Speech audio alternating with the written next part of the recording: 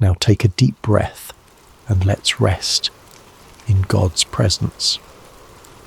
The Sea of Galilee rested in quiet splendour as the day's light began its gentle retreat toward the horizon.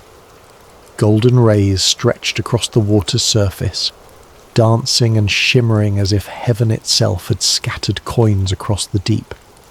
It had been a full day, a day when crowds pressed in from every direction, hungry for wisdom, for healing, for a glimpse of this man who spoke as no one had spoken before.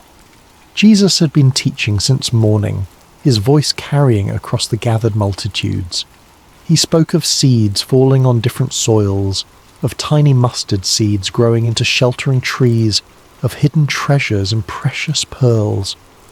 The kingdom of heaven, he said, was like these things, sometimes hidden, always valuable, growing in ways the human eye might miss.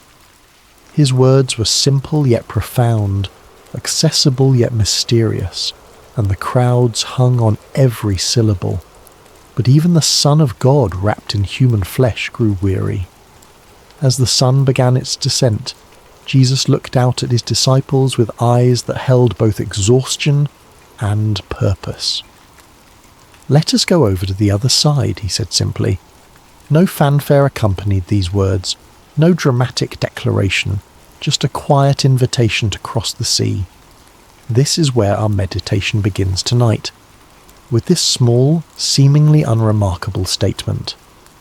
Let us go over to the other side. 5 ordinary words that carried extraordinary meaning. For when Jesus says, "Let us go," he already knows what lies ahead. The storm that would soon rage was not a surprise to him. The fear that would grip his disciples' hearts was already known. The peace he would speak was already prepared.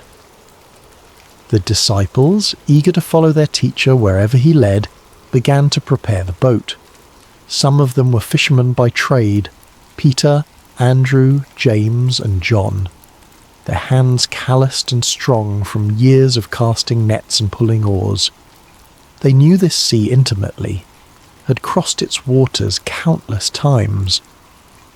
This evening crossing seemed unremarkable to them, simply another journey in their extraordinary adventure with this remarkable man.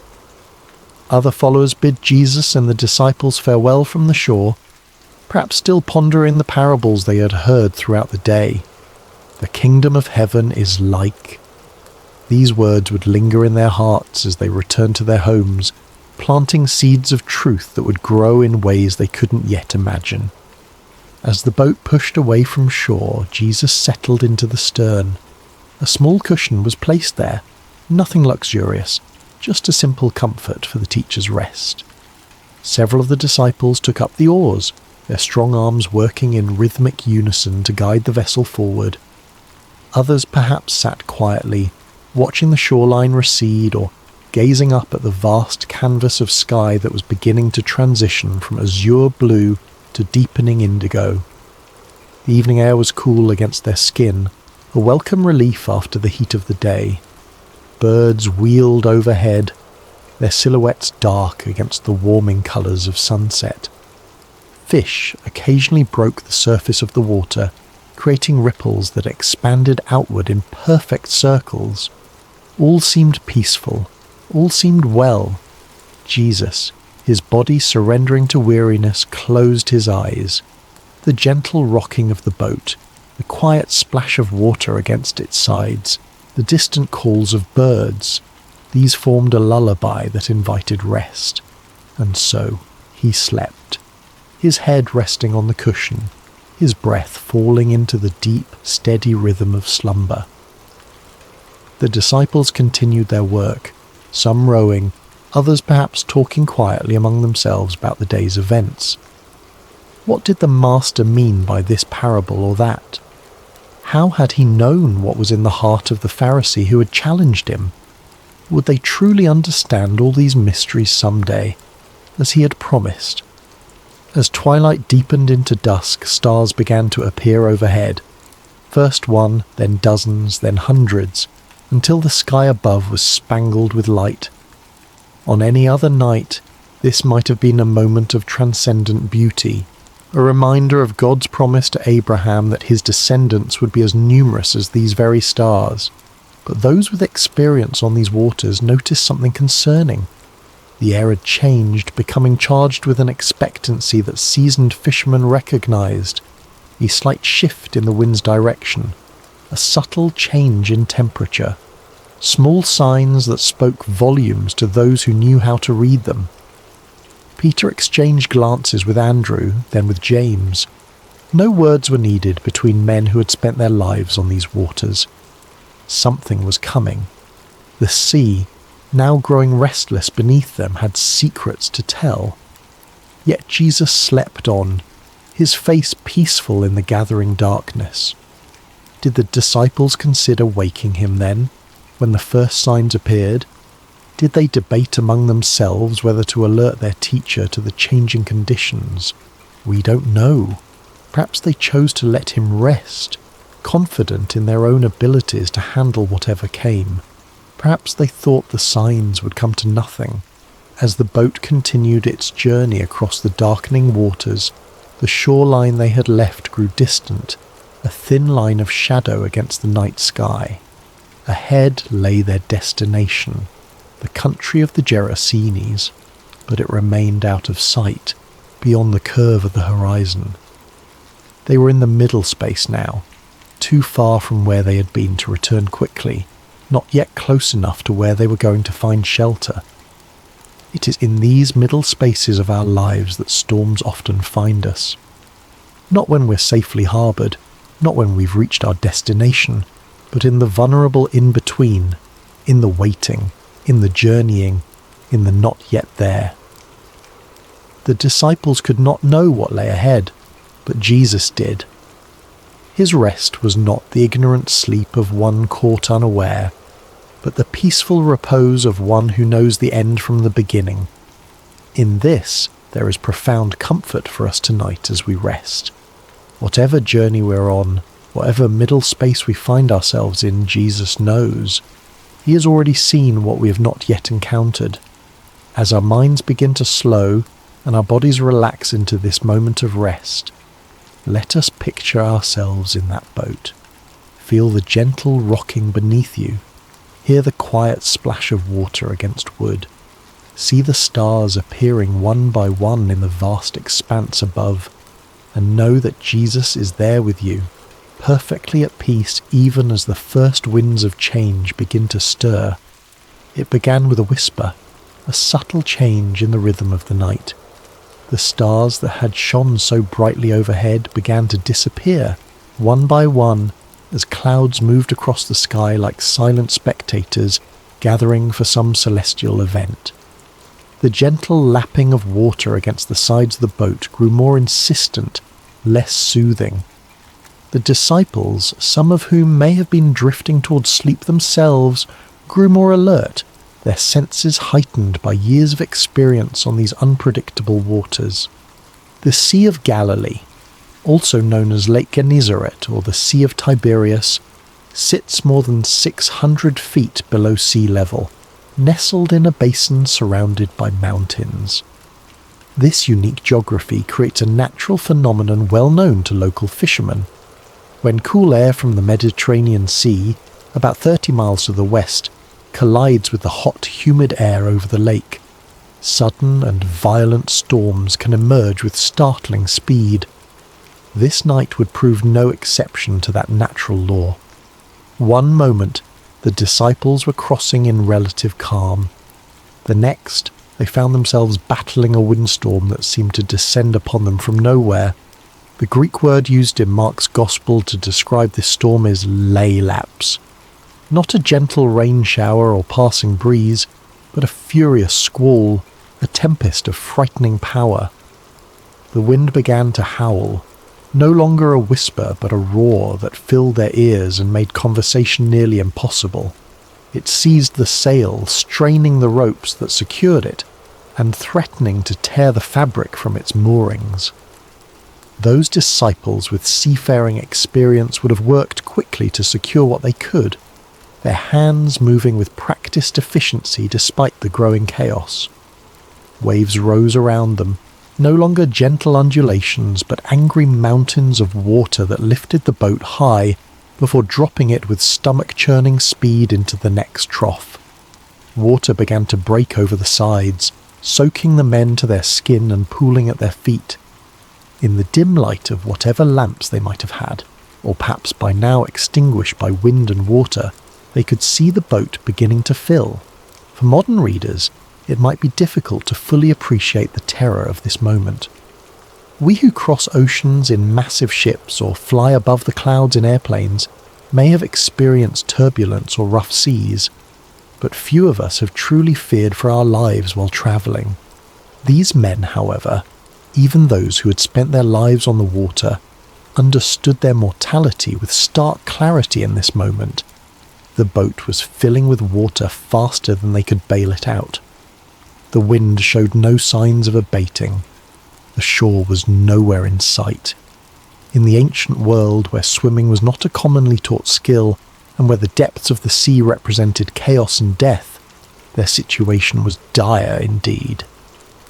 And Jesus slept on, his head still resting on the cushion in the stern of the boat.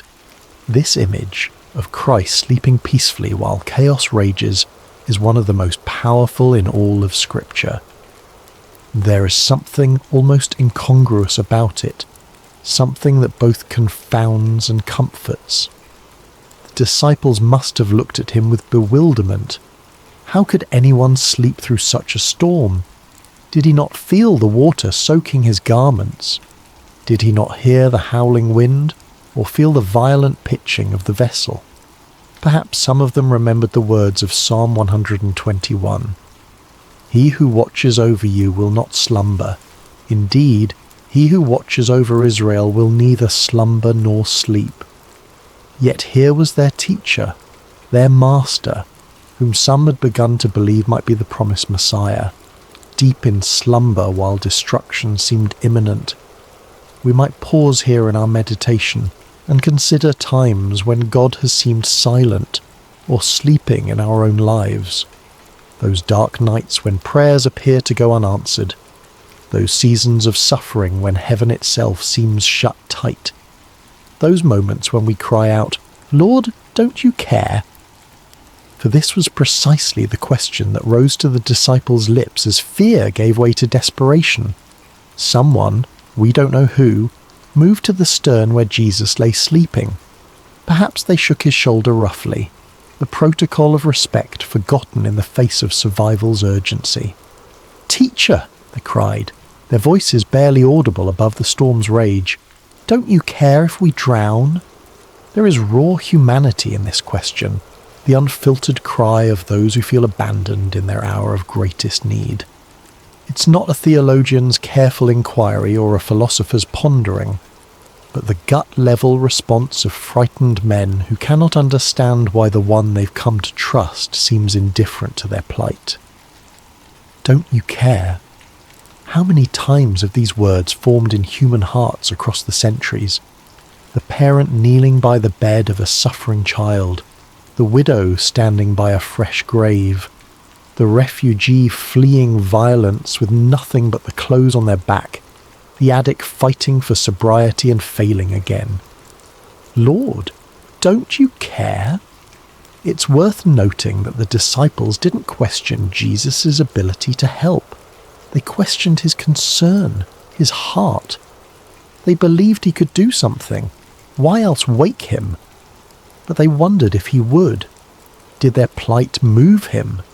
Did their fear matter to him? Was he as invested in their well-being as they had come to believe? In asking this question, they revealed something profound about the nature of faith. True faith isn't just believing that God can, it's trusting that God will, that his heart is good, that his love is sure, that his timing is perfect. And this is often where our faith is tested most severely, not in questioning God's power, but in questioning his character, his concern, his care. As we continue to settle into rest tonight, let's acknowledge any storms that may be raging in our own lives. Perhaps there are circumstances that have caused us to wonder if God sees, if God cares. Like the disciples, we may have experienced moments of feeling alone in the tempest, questioning whether our prayers are heard.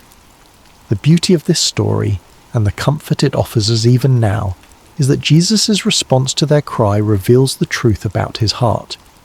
But before we explore that response, let's sit for a moment with the reality of the storm itself. Feel the wind's force, hear its howl, see the waves crashing over the sides of the boat, experience the fear, the confusion, the desperate cry for help, and know that in the midst of it all, Jesus is present, not distant, not removed, but right there in the boat with them, with us. Whatever storm we face, we do not face it alone. The Lord of all creation has chosen to journey with us, to be present with us in every turbulent moment and every threatening circumstance. As our breathing deepens and our bodies grow heavier with approaching sleep, let us find comfort in this reality. The presence of Jesus in our boat does not exempt us from storms, but it changes everything about how we experience them. He's here even when he appears to be sleeping. He hears even when he seems silent. And he will respond in his perfect time with his perfect power.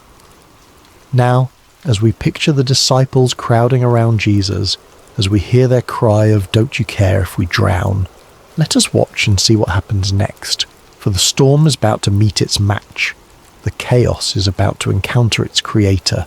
The winds and waves are about to recognize the voice of the one who called them into being. Jesus woke to the violent pitching of the boat, to the spray of water across his face, to the desperate cries of his disciples. "Teacher, don't you care if we drown?" Their question hung in the air between them, nearly lost in the howling of the wind, yet impossibly loud in its implication. Did he care? Could they truly doubt this? He who had healed the sick, restored sight to the blind, cleansed the lepers, did they think his compassion extended only to strangers and not to those closest to him?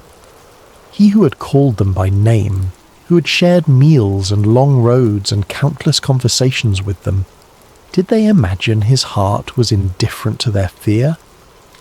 Yet Jesus did not respond to their question directly. He did not immediately reassure them of his care or explain his apparent indifference. Instead, he rose, calm, unhurried, sovereign, and turned his attention to the storm itself.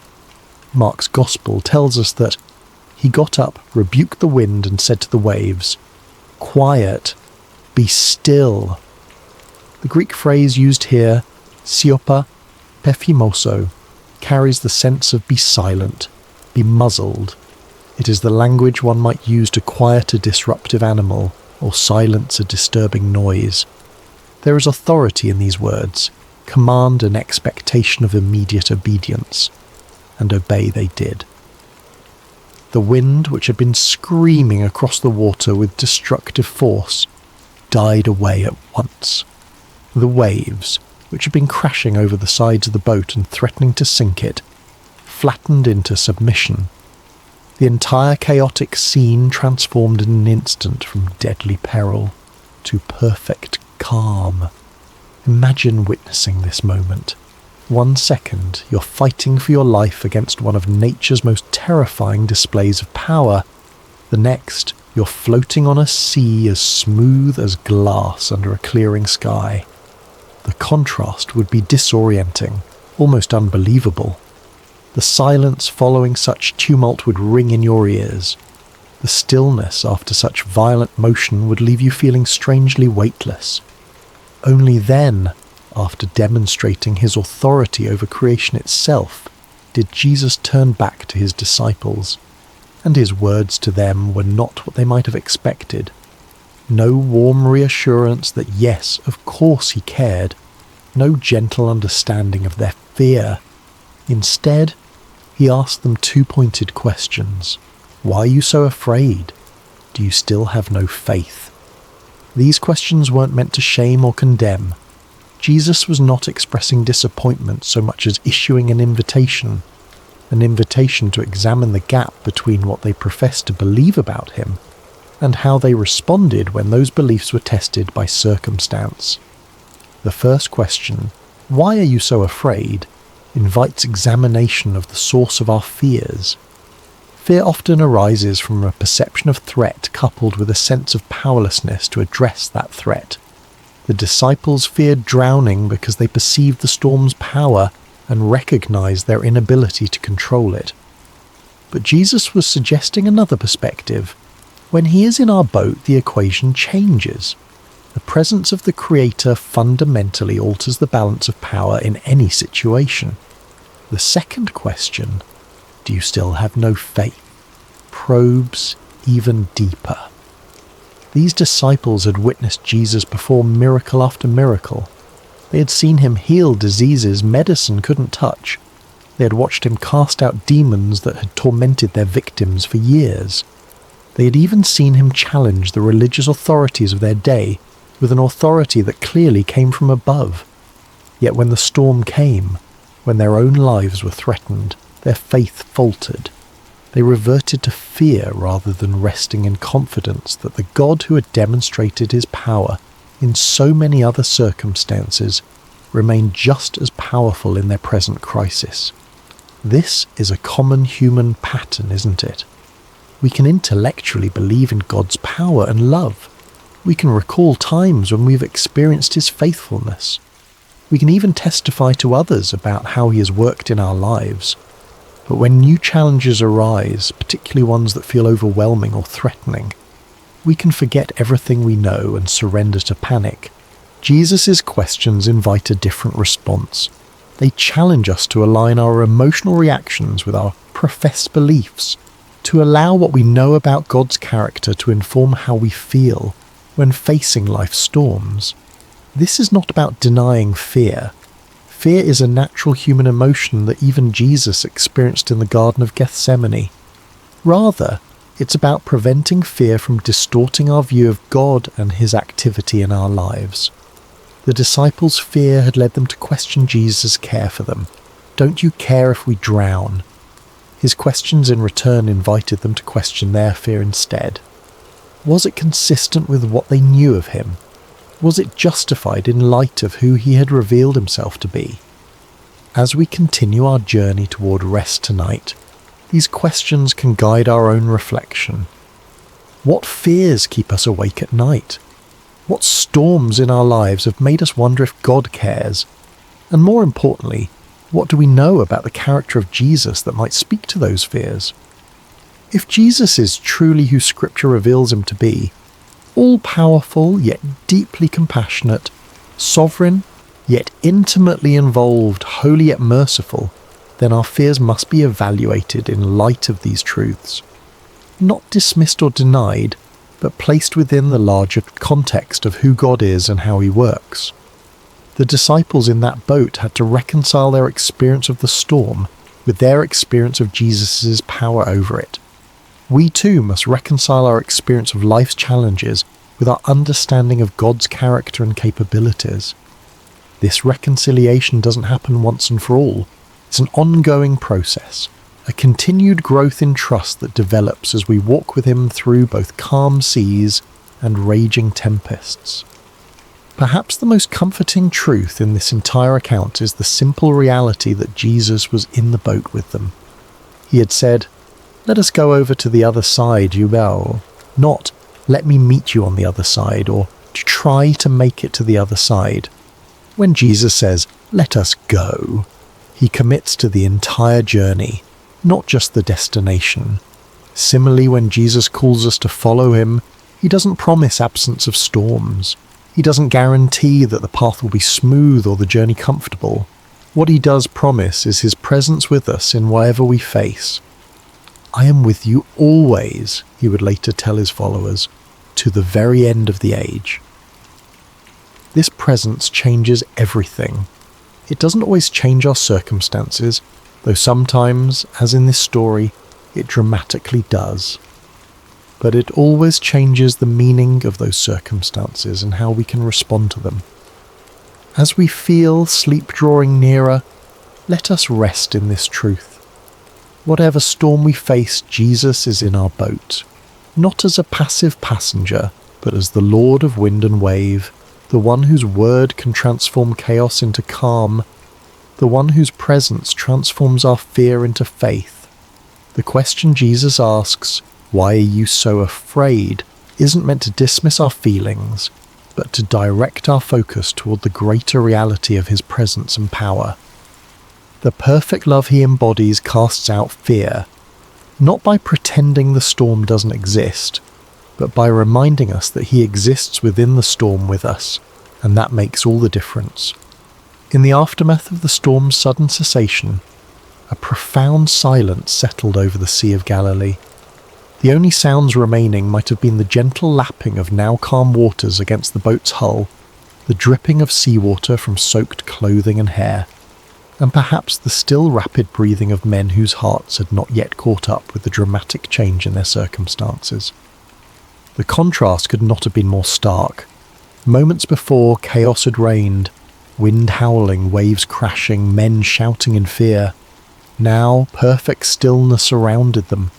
The sky was clearing, stars reappearing like hesitant witnesses emerging after danger has passed.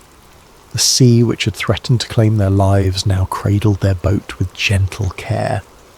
In this strange new quiet, Jesus' words hung in the air. "Why are you so afraid? Do you still have no faith?" These questions weren't harsh or condemning. They were asked by the same voice that had just commanded the elements and been instantly obeyed.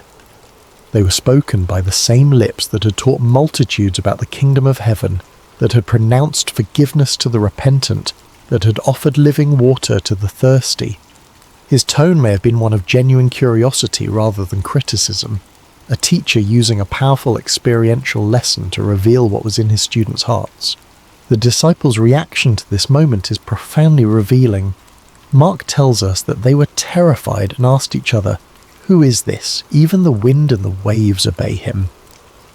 This was a new kind of fear, not the desperate fear of drowning that had gripped them during the storm, but the reverent awe that comes from encountering something, someone, beyond human comprehension. Their question, "Who is this?" is perhaps the most important question any person can ask about Jesus. It's a question that has echoed through centuries across cultures within countless human hearts. Who is this man who spoke with unparalleled authority, who healed with a touch, who forgave sins as if they were his to forgive, and who, as they had just witnessed, commanded the very elements of nature with a word? The disciples had already seen Jesus perform many miracles.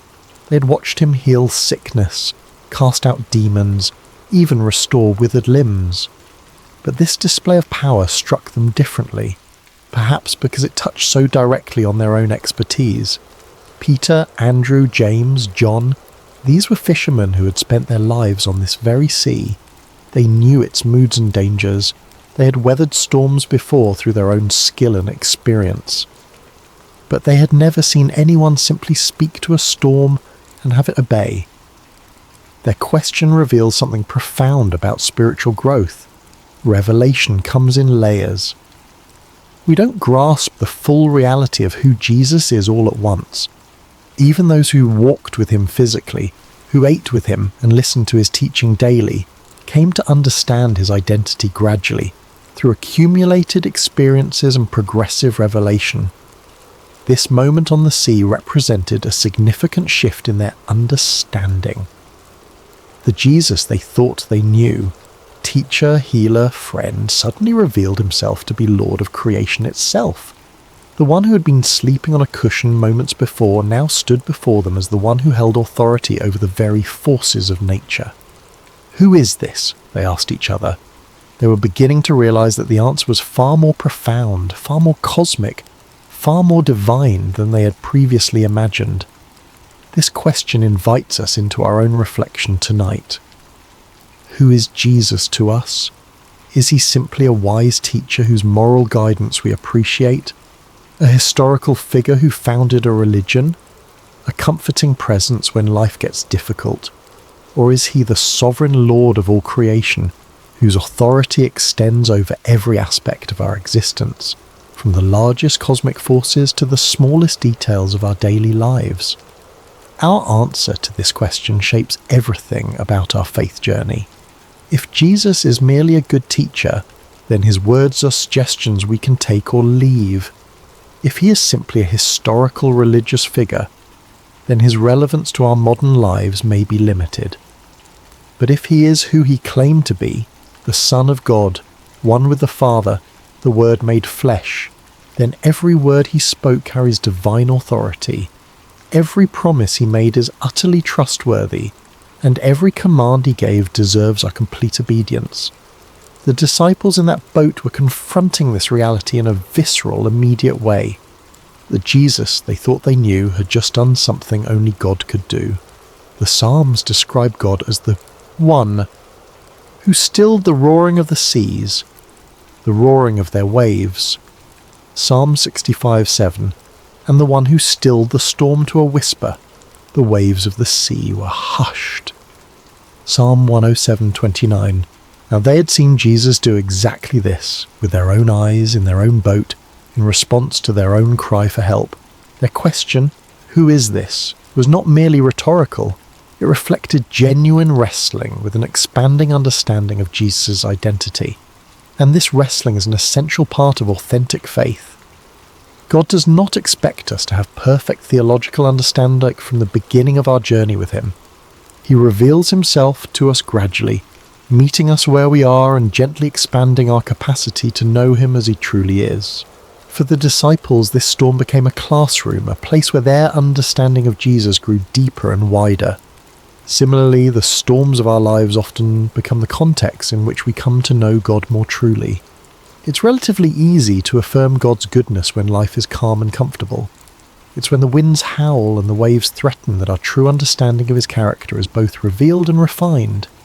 As we continue our journey towards sleep tonight, let's allow this holy question to linger in our minds. Who is this Jesus? Not as an abstract theological inquiry, but as a personal exploration of relationship. Who is he to me? What have I seen him do in my life? How has my understanding of him grown through seasons of both calm and storm? The beauty of this story is that it invites us to know Jesus more fully, not just as a distant miracle worker, but as the one who journeys with us through every circumstance of life. He is in our boat. He may sometimes appear to be sleeping, but he is never absent, never unaware, never unconcerned. And when he speaks, whether to rebuke a storm or to question our fear, his words carry the authority of the one who created all things and holds all things together. The wind and waves recognize his voice, because they came into being through that same voice. All things were created through him and for him, Paul would later write to the Colossians. He is before all things, and in him all things hold together. Colossians 1:16-15. This is the Jesus who accompanies us through every storm. This is the one who has promised never to leave us or forsake us. This is the Lord who may ask us, as he asked his first disciples, "Why are you so afraid?" Not to shame us for our fear, but to invite us into deeper trust based on deeper knowledge of who he truly is. As our bodies grow heavier with approaching sleep, as our thoughts begin to slow and quiet, let us rest in this profound truth. The one who commands the wind and waves is with us. And if even the storm obeys his voice, how much more can we trust him with the circumstances of our lives, with the fears that sometimes keep us awake, with the future that remains unknown to us but is fully known to him? In this trust, we find not just theological truth, but practical peace, the kind of peace that allows us to rest even when circumstances remain uncertain. Jesus didn't promise his disciples a storm-free journey. He promised them his presence through whatever storms might come. He offers us the same today. Who is this? The disciples asked. The answer to that question continues to unfold for all who choose to journey with him. Not in abstract propositions, but in lived experience, in daily walking with the one whose authority extends over every realm, and whose love reaches into every heart that opens to receive him. As the boat continued its journey across the now peaceful sea, the disciples must have fallen into a contemplative silence. The question they had asked each other, "Who is this? Even the wind and the waves obey him," would linger in their hearts and minds for days, weeks, perhaps even years to come. Each time they recalled this night, this storm, this miracle, their understanding of Jesus would deepen a little more. This is often how spiritual growth unfolds for us as well. Not primarily through intellectual study, though that has its place, but through lived experiences that reveal God's character and power in ways that transform our understanding. Head knowledge becomes heart knowledge when we see God act in response to our deepest needs and most desperate prayers. The disciples were beginning to grasp something profound. Jesus was not merely with them, he was over all things. His presence in their boat didn't just mean companionship, it meant protection, provision, and peace that transcended circumstances. Even when he appeared to be sleeping, his sovereignty remained active and absolute. As the first light of dawn began to brighten the eastern sky, they could see their destination approaching, the region of the Gerasenes on the opposite shore of the lake. Jesus had said, "Let us go over to the other side," and despite all that had transpired during the night, they were indeed arriving exactly where he had intended to take them. This small detail carries significant comfort. When Jesus sets a destination, he ensures arrival. The storm, powerful as it was, had not prevented the fulfillment of his stated purpose. It had threatened, certainly. It had frightened the disciples badly. But in the end, it had simply become another opportunity for Jesus to reveal more of himself to those who followed him. This pattern appears throughout Scripture and throughout the lives of those who walk with God. What appears to be a detour or a disaster often becomes the very context in which God manifests his glory most clearly. The storm on the sea, the fiery furnace, the lion's den, the prison cell. In Scripture, these became stages for divine revelation, not obstacles to divine purpose. As we prepare to drift into sleep tonight, there is profound rest available in this reality. Whatever storms we face, they do not take Jesus by surprise. Whatever fears arise within us, they do not diminish his power. Whatever threatens to overwhelm us, it cannot overrule his sovereign declaration over our lives. If Jesus has said to us, in any area of our lives, "Let us go to the other side," then we can rest assured that no storm, internal or external, can prevent us from reaching the destination he has established. The journey may include unexpected turbulence.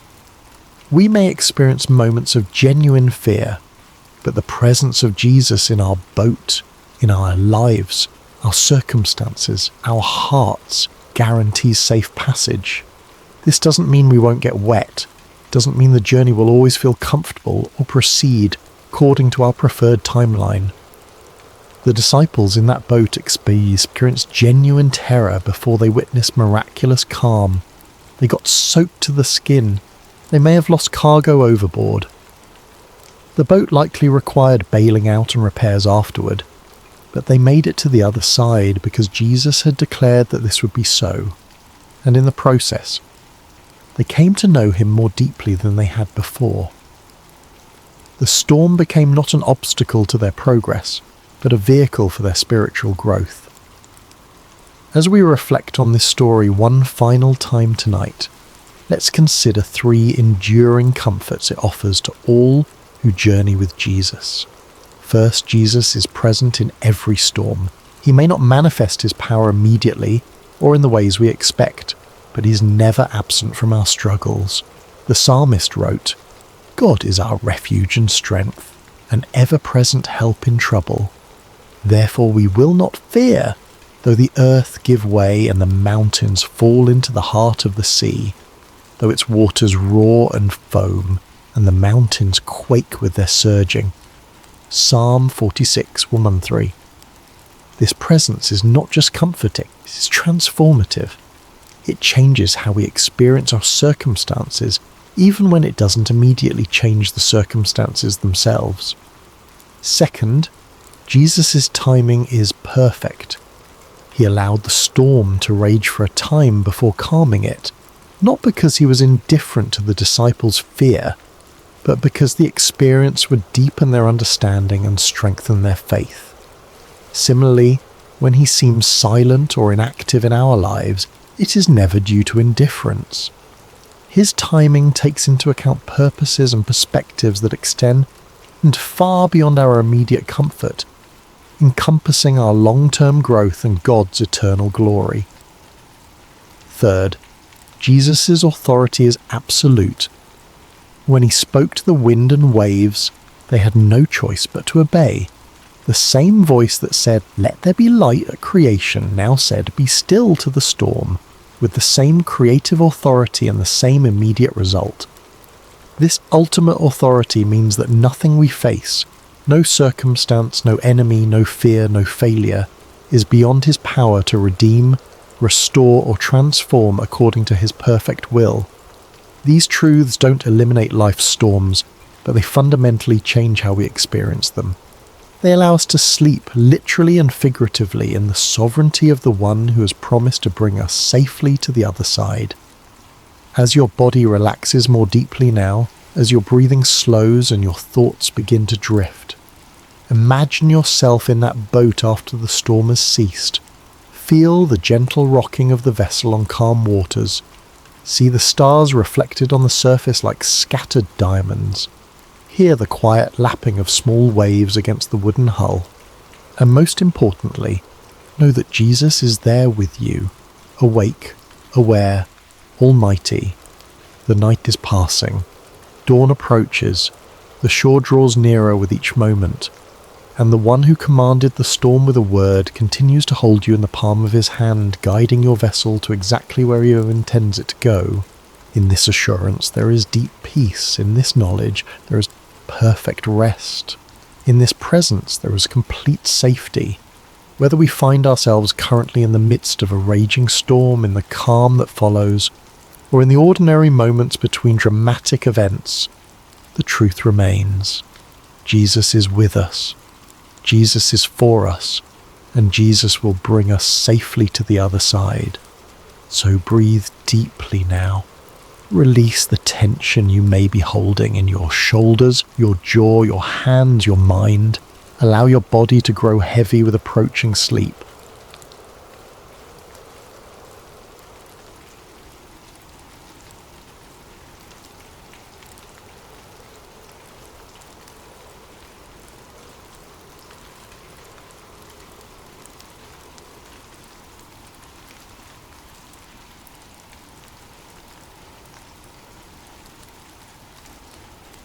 In the quiet of this moment, I invite you to find a comfortable position.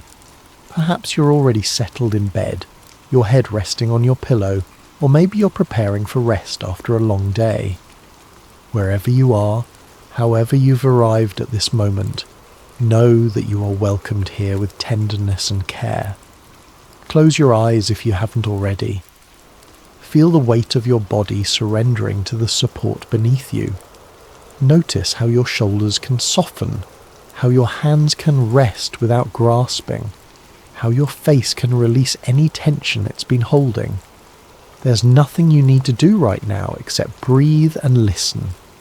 Let's breathe together for a moment. Inhale slowly through your nose, feeling the cool air fill your lungs. Hold it gently for just a moment, and then exhale through your mouth, releasing anything that doesn't serve your peace. Inhale comfort, exhale worry, inhale divine peace, exhale human striving, inhale rest, exhale burden. With each breath, you're creating space within yourself, space for stillness, space for quiet, space for the gentle voice that calls you by name. I invite you now to begin visualizing a journey. As you continue breathing slowly and deeply, imagine yourself walking along a narrow country path. It's late afternoon.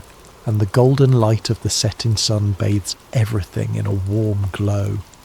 The air is perfect, not too warm, not too cool, and carries the sweet scent of wildflowers and fresh grass. The path winds gently through rolling hills. With each step you feel more of your daily concerns falling away.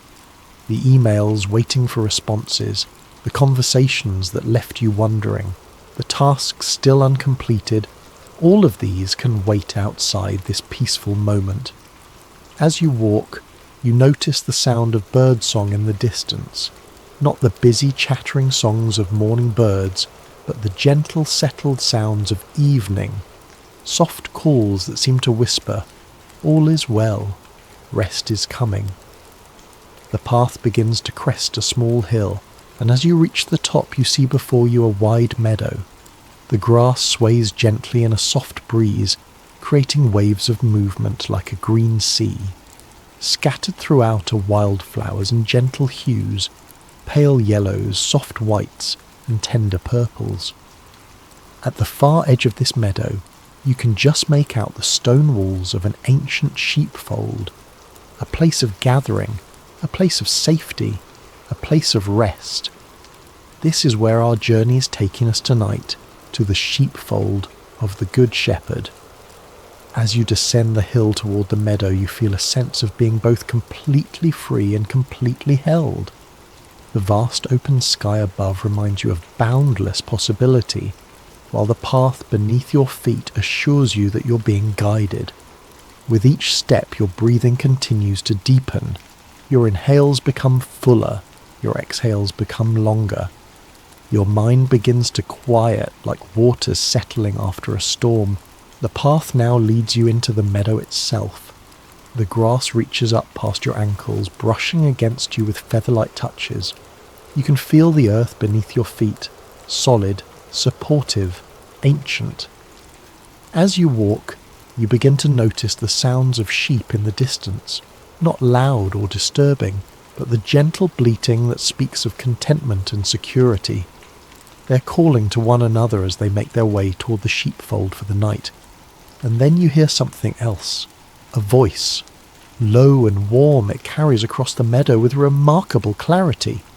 It's not calling to you, not yet, but to the sheep. And you notice how they respond, turning their heads, adjusting their path, moving with purpose toward the voice. This is the voice of the shepherd, calling his sheep to evening rest. Each one knows this voice intimately. Each one trusts this voice implicitly. Each one follows this voice instinctively. As you continue your walk through the meadow, drawn toward the sheepfold just as the sheep are drawn, you begin to feel a sense of recognition stirring within you.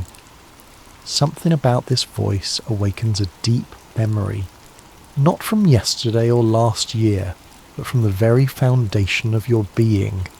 It's as if your soul remembers this voice from before time began. The path begins to widen as you near the sheepfold. The stone walls become clearer now, smooth, weathered stones carefully placed one upon another by hands that understood the importance of creating sanctuary. These walls have stood through countless seasons, through rain and wind and snow and sun, remaining steadfast in their purpose, to protect, to shelter, to create a space of safety. As you draw nearer, you see the entrance to the sheepfold, a simple opening in the wall. There is no gate of wood or metal, for in this place, in this story, the shepherd himself serves as the gate. Nothing enters that is not first approved by him. Nothing threatens that is not first faced by him. The voice continues to call, naming each sheep individually, knowing each one's unique needs, tendencies, and nature. And as the sun begins to sink lower in the sky, casting long golden shadows across the meadow, you find yourself at the entrance to the sheepfold, ready to cross the threshold into deeper rest. As you stand at the entrance to the sheepfold, you pause to take in its simple beauty. The circular stone walls rise about 4 feet high, tall enough to keep the sheep secure, yet low enough that the shepherd can see over them to watch for any approach of danger. The stones themselves seem to hold stories, their surfaces marked by time and weather, yet their arrangement remains sturdy and true. The ground inside the sheepfold has been softened by the passage of countless sheep over many years. What might once have been rocky earth has become a cushioned, almost velvety surface, perfect for rest. In some areas, particularly along the inside edge of the wall, tufts of soft grass have grown, creating natural pillows for weary heads. You notice that while the day remains warm, there is a coolness gathered in the shadows of the walls, a reminder that night approaches and with it the deeper rest that darkness brings. The air here carries a different quality. Sheltered from the breeze that moves across the open meadow, it feels somehow more concentrated, more present. As you step inside, crossing the threshold where the shepherd stands watch, you feel a subtle shift in your awareness. The sounds of the wider world seem to soften. The concerns that normally occupy your thoughts recede further. Here, within these ancient walls, existence becomes simpler. There is no need to navigate complex decisions or manage difficult relationships. There is only the present moment, the approaching night, and the protective presence of the shepherd. You find a place to sit against the wall where the last rays of sunlight still warm the stones. From here, you can watch as the sheep continue to arrive, each responding to its name when called, each receiving a gentle touch from the shepherd as it passes by him into the fold. This is how it has been done for thousands of years in the hill country. This ancient rhythm of call and response, of leaving the wide pastures for the secure fold, of trusting the one who leads and protects. Nothing about this scene would look unfamiliar to someone from centuries past. The relationship between shepherd and sheep transcends time, speaking to something essential about care and trust. In ancient times, you remember hearing, shepherds would often combine their flocks during the day, allowing the sheep to graze together in larger numbers. But when evening came, each shepherd would call only to his own sheep, using distinctive sounds or words that only his flock recognized. Remarkably, the sheep would separate themselves, following only the voice they knew, never confused by the calls of other shepherds. As you observe this evening gathering, you notice the care with which the shepherd examines each sheep as it enters. His hands move gently over wool and skin, checking for injuries or thorns that might have been gathered during the day's wandering. For one sheep, he removes a small burr caught in the thick wool. For another, he applies a soothing balm to a minor scrape. No need goes unnoticed, no discomfort goes untended. The sheep themselves seem to welcome this attention. Though some are clearly tired from the day's grazing, they pause willingly for the shepherd's examination.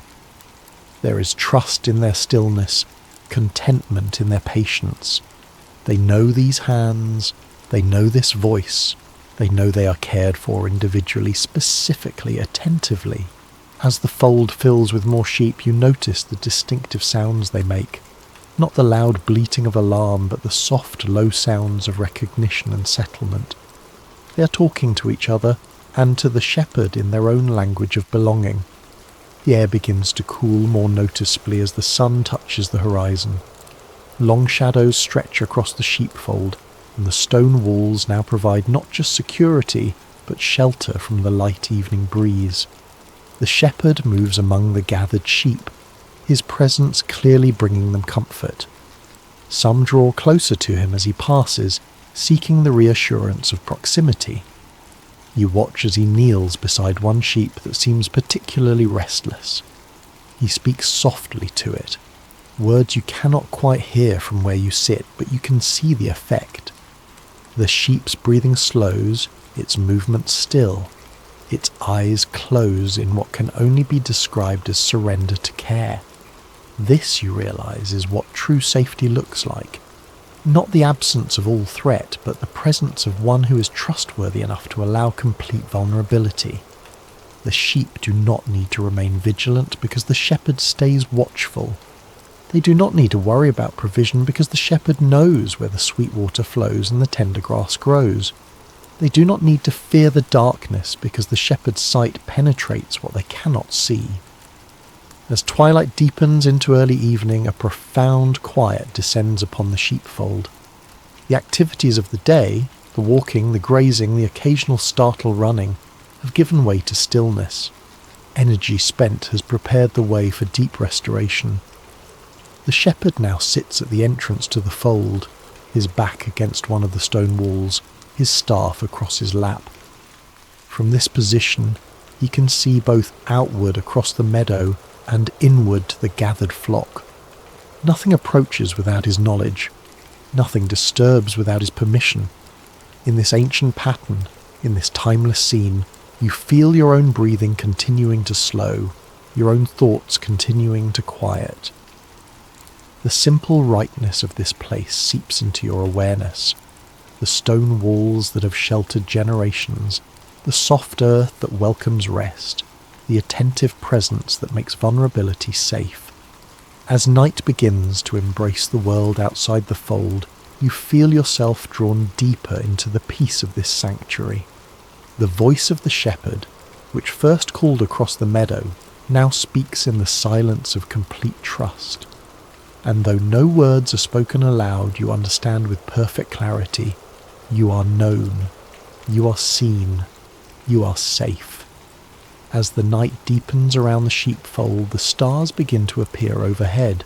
First one, then another, then suddenly a multitude, transforming the darkness into a vast canvas of light. The shepherd remains at his post, a silhouette of watchful presence against the night sky.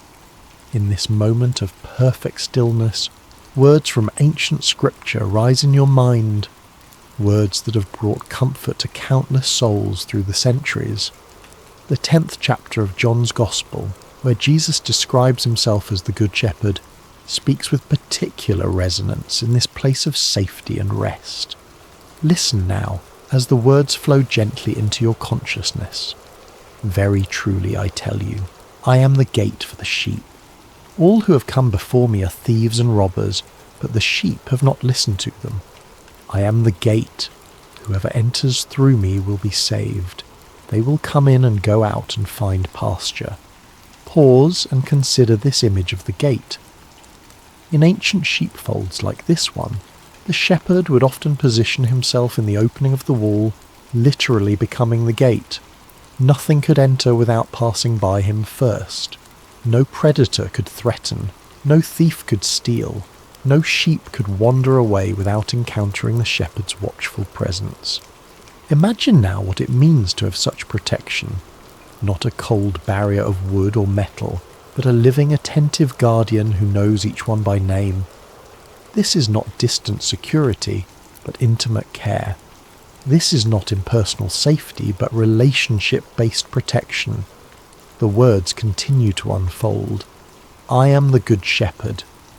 The Good Shepherd lays down his life for the sheep. The hired hand is not the shepherd, and does not own the sheep. So when he sees the wolf coming, he abandons the sheep and runs away. Then the wolf attacks the flock and scatters it. The man runs away because he is a hired hand and cares nothing for the sheep. Reflect on the difference between hired protection and devoted care. The difference is not in skill or strength, but in relationship and commitment. The Good Shepherd's connection to the sheep is not a transaction but a bond. His protection flows not from duty but from love. As you gaze across the sheepfold, you can see this truth embodied in the shepherd's posture, alert but relaxed, vigilant but peaceful. His attention never wavers, yet it carries no tension. This is the watching that comes from love rather than obligation. The sacred text continues, I am the Good Shepherd. I know my sheep, and my sheep know me, just as the Father knows me, and I know the Father, and I lay down my life for the sheep. Imagine being known, fully known, and still loved without hesitation. Not the surface knowing of casual acquaintance, but the deep knowing that sees every fear, every hope, every quiet corner of your heart. The shepherd knows when you are afraid, when you are lonely, when you are in pain. He knows when you have wandered, when you have stumbled, when you have fallen, and still he calls your name with tenderness. This knowing is not one-directional. The sheep also know their shepherd. They recognize his voice among all others. They trust his guidance without question. They follow his leading with confidence because experience has taught them that he brings them to good places, to fresh water, to green pastures, to safe rest. As these words settle into your spirit, another passage emerges. My sheep listen to my voice. I know them, and they follow me. I give them eternal life, and they shall never perish. No one will snatch them out of my hand. There is a certainty in these words, a promise of security that transcends physical safety. The shepherd's care extends beyond the immediate dangers of wolves and thieves to the deeper threats of meaninglessness and separation. His protection covers not just the body but the soul. His provision satisfies not just physical hunger, but spiritual longing. As you reflect on these words, you notice the sheep in the fold have arranged themselves in a pattern that seems both random and intentional. Some cluster together for warmth, others maintain a small space of separation. Some lie with their heads toward the centre, others face the walls. Each has found the position that brings them comfort, yet all remain within the protective circle of the shepherd's care. Is this not a beautiful picture of community within security? Unity without uniformity? Each sheep is different, in size, in age, in temperament, yet all are equally valued, equally protected, equally known by name. The night has fully embraced the world now. The meadow beyond the sheepfold lies invisible in darkness, but here within the circle of stone walls there is no fear of what cannot be seen. The shepherd's presence transforms the night from a time of vulnerability to a season of rest. One more passage rises in your awareness. I have other sheep that are not of this sheep pen. I must bring them also. They too will listen to my voice, and there shall be one flock and one shepherd. These words speak of expansion, of inclusion, of a circle of care that continues to widen. The shepherd's heart is not limited to those already gathered, but extends to those still wandering, still searching, still unsure of where they belong. As you let these ancient words settle deeply into your consciousness, you notice that the rhythm of your breathing is synchronized with the gentle rise and fall of the sleeping sheep around you. There is a harmony here, a natural community formed not by effortful connection, but by shared trust in the one who watches over all. The shepherd's eyes meet yours across the sheepfold, and in that glance you understand you too are invited into this circle of care. You too are known by name. You too are welcome to rest under the watchflies of the one who never slumbers. As the night grows deeper, something remarkable happens. The scene around you begins to shift, not in a jarring way, but with the gentle transformation of a dream unfolding. The walls of the sheepfold seem to dissolve, and you find yourself no longer sitting against the stones, but standing in an open field just as dawn begins to break on the horizon. The sheep are rising from their rest, stretching and shaking the night stillness from their bodies. The shepherd moves among them, speaking softly to each one, calling names that sound like music in the morning air. He turns to you now, his eyes finding yours with a gaze that feels at once ancient and immediate. With a small gesture of his hand, he invites you to join him as he prepares to lead the flock to fresh pastures. You rise and move toward him, feeling neither rushed nor hesitant. There is a rightness to this moment, as if it has been waiting for you through all the days of your life. "Come," he says, his voice both gentler and more compelling than you imagined. "Walk with me a while." As the sheep begin to follow the shepherd out into the wider fields, you find yourself walking alongside him. Not ahead, not behind, but beside, close enough to hear his breathing, to notice the deliberate placement of his feet on the earth. to feel the subtle movements of the air as he lifts his staff to guide the way. The morning unfolds around you in a symphony of sensory experiences. The earth beneath your feet feels solid yet yielding, supporting each step without resistance.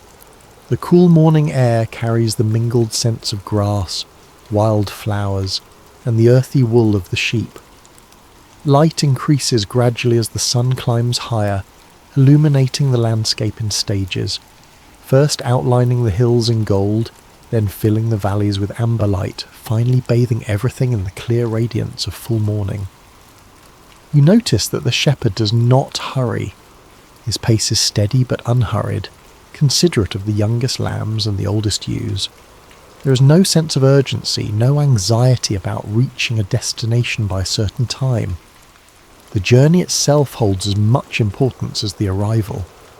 The sheep need movement, the shepherd explains, seeming to read your thoughts, but they also need to feel secure in that movement. Too fast and they become anxious.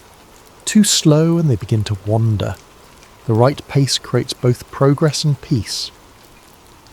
As you walk, you begin to notice how the sheep respond to the shepherd's voice. When he calls to one that has strayed too near a thorny thicket, it immediately adjusts its path.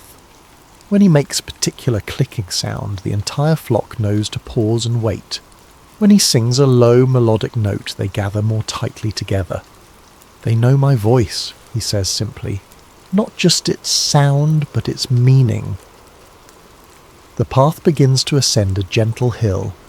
As you climb, you notice how the shepherd positions himself, sometimes ahead to lead the way, sometimes behind to encourage those who lag, sometimes at the side to prevent wandering toward unseen dangers.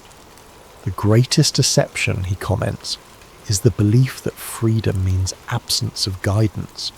True freedom comes from trusting the one who sees what you cannot see. From the top of the hill, you can see the landscape spread out in all directions.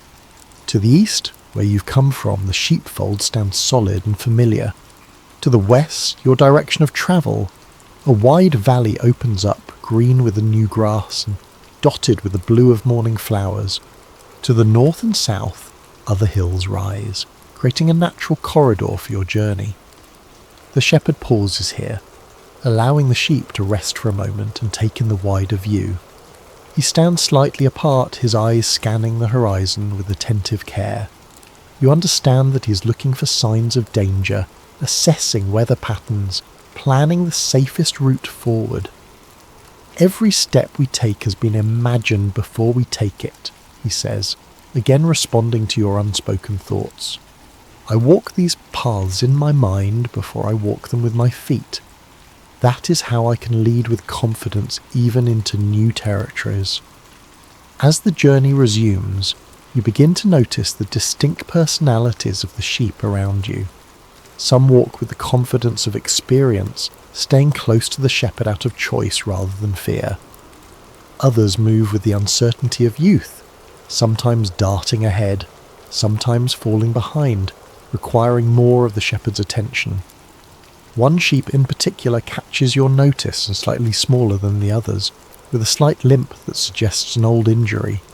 This one stays especially close to the shepherd, often walking directly beside him on the opposite side from where you walk. "This one knows her need," the shepherd says, his voice warm with affection. "She learned through difficulty what some never learn through ease, that proximity to me is better than independence from me. The sun is higher now, warming the air and bringing out the sweet scent of the crushed grass beneath your feet." The path descends into the valley, where a small stream cuts through the field, creating a natural stopping place. The sheep move eagerly toward the water, their thirst evident in their quickened pace. The shepherd guides them to the calmest part of the stream, where the water flows gently and the banks slope gradually. Here the sheep can drink without danger, refreshing themselves in the clear water. You kneel beside the stream yourself, cupping your hands to bring the cool water to your lips. It tastes sweeter than any water you've known before, clean and life-giving. "Rest here a while," the shepherd says, settling himself on a smooth rock nearby. The journey continues, but never without restoration along the way. As you sit by the stream, watching the sheep drink and then begin to graze on the lush grass that grows along the banks, you feel a profound sense of being exactly where you are meant to be. There is no striving in this moment, no anxiety about what comes next, no regret about what came before. There is only the present reality of being on the path with the shepherd, moving at his pace, resting at his direction, continuing under his care. The soft sound of the stream, the gentle movements of the grazing sheep, the watchful presence of the shepherd, all combine to create a sense of security so deep that you feel your entire being relaxing into it. This is what it means to be truly led, truly guided, truly known. As the sun reaches its zenith, bathing the valley in golden light, you close your eyes for a moment, allowing the warmth to wash over you. In this perfect stillness, you hear the shepherd's voice once more, not speaking to the sheep now, but to you. The path continues beyond what you can see, but do not be anxious about what lies ahead. I have walked it already. I know every turn, every hill, every valley, and I will never lead you anywhere that I have not prepared for you. As the afternoon light begins to soften, casting longer shadows across the valley, you open your eyes to find the shepherd standing before you, his hand extended in invitation.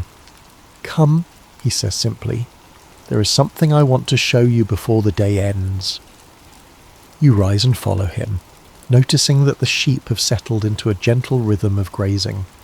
They seem content to remain in this lush valley for now, secure in the knowledge that the shepherd remains near. He leads you to a small rise overlooking the stream, where a single tree offers dappled shade. Its branches spread wide, creating a natural canopy that filters the sunlight into patterns of gold and shadow on the ground below. "Sit with me here," he says, settling himself against the trunk of the tree. As you join him in the shade, you realize you can see the entire flock from this vantage point. Every sheep is visible, from the confident leaders to the hesitant followers, from the strong to the vulnerable. The shepherd's gaze moves over them with attentive care, missing nothing. "Do you see how they graze without fear?" he asks. "They do not worry about predators or storms or scarcity. They have learned through experience that I provide what they need. I protect them from what would harm them. I guide them to places of abundance." You watch as the sheep move slowly through the grass, stopping to eat, occasionally looking up to confirm the shepherd's presence, then returning to their grazing with peaceful assurance. "This is the gift I offer," the shepherd continues, "not the absence of all danger, but the presence of constant care, not the elimination of all difficulty, but the assurance of never facing it alone. Particularly small lamb catches your attention. It must be one of the newest born to the flock. It stays close to its mother, occasionally frolicking in short bursts of energy before returning to her side. Its wool is especially white, almost luminous in the afternoon light. The youngest ones, the shepherd observes, following your gaze, sometimes need to be carried.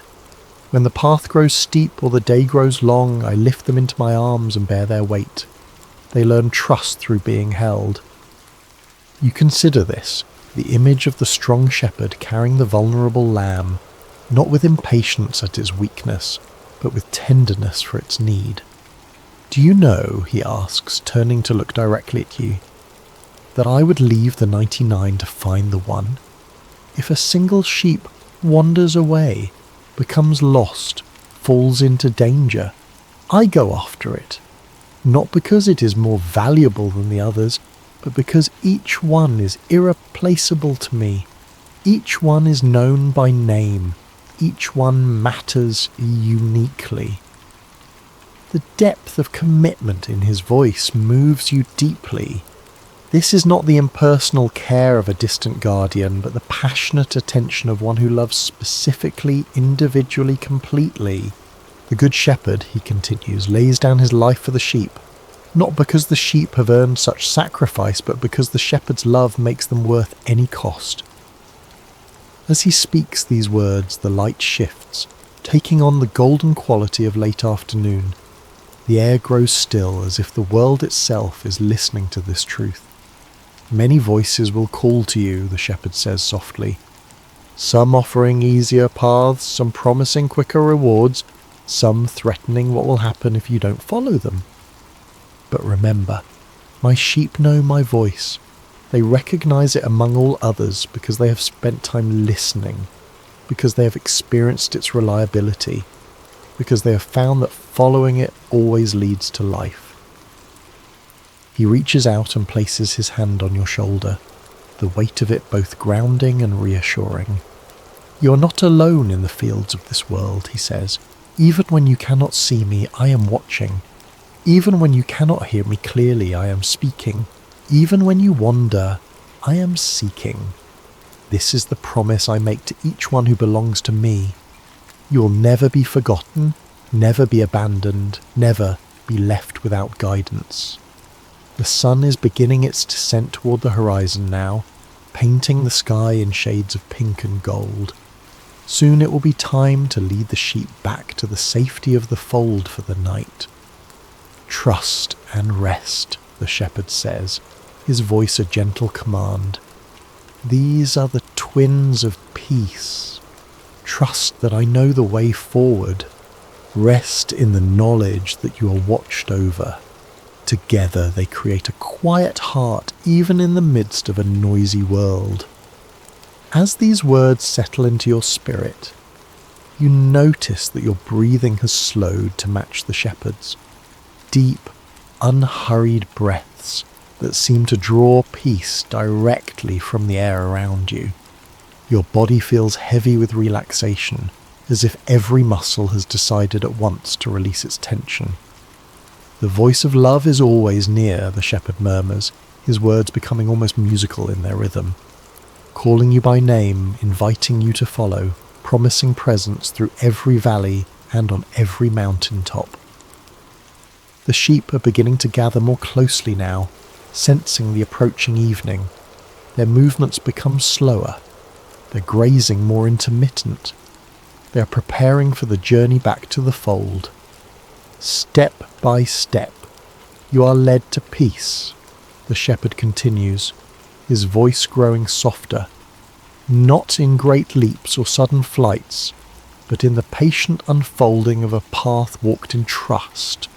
Each day has its portion of guidance, each moment carries its own light. He rises now, stretching his arms wide as if to embrace the entire flock at once. The setting sun behind him creates a halo effect, illuminating his outline with golden light. It is time to return to the fold, he says, extending his hand to help you rise. The day's journey concludes, but the care never ends. Through the night I watch, through the darkness I guard. When morning comes again, we continue the path together. As you stand, you feel a profound sense of renewal, as if the simple act of walking with the shepherd, listening to his voice, observing his care for the sheep has restored something essential within you. The worries that had weighed on your mind seem distant now, replaced by a calm certainty that you are known, you are valued, you are guided. The shepherd lifts his voice in a distinctive call that immediately draws the attention of every sheep. They respond with remarkable unity, moving toward him from all directions, gathering into a more cohesive group for the journey home. This is how it has always been, he explains as you begin to walk beside him, the flock following behind. The sheep scattered in feeding, gathered in travelling, diverse in their individual needs, united in their common trust, each one unique, yet part of a greater whole. The path back to the sheepfold seems somehow shorter than the journey out, as if the familiarity of returning home compresses distance itself. The evening light casts long shadows ahead of you, leading the way toward rest. You're safe, the shepherd says, his voice now barely above a whisper. You're loved. You're guided. These words repeat like a gentle refrain as you walk, matching the rhythm of your steps, synchronizing with your heartbeat. They are not just sounds, but promises, not just comfort, but truth. They sink deeply into your consciousness, creating a foundation of peace that feels both new and somehow always known. As the sheepfold comes into view, its stone walls glowing with the last light of day, you feel a sense of completion, not the end of a glory, but the closing of a circle that will open again with the dawn. The shepherd leads the flock through the entrance, counting each one, greeting each by name, ensuring that all who went out have returned safely. When the last sheep has entered the fold, the shepherd takes his place at the gateway, his staff across his knees, his gaze moving between the gathered flock and the darkening landscape beyond. He is the living gate, the constant guardian, the embodiment of care that does not slumber or sleep. Rest now, he says to you, his eyes holding yours with gentle intensity. The shepherd knows your name. The shepherd calls you to rest. The voice of love is always near. As night embraces the world once more, as stars begin to appear in the darkening sky, you feel yourself surrounded by perfect peace, held in the care of the one who calls you by name, who leads you beside still waters, who restores your soul. In this sanctuary of trust, sleep comes not as escape but as gift, not as absence but as presence in the watchful love of the Good Shepherd. Thank you for joining me on this peaceful journey with the Good Shepherd. If these words have brought you comfort tonight, please consider subscribing to Sacred Rest for more scripture-inspired sleep stories. And I'd love to know where in the world you're listening from and what time it is there. May you rest deeply in the knowledge that you are watched over with perfect care through this night and always.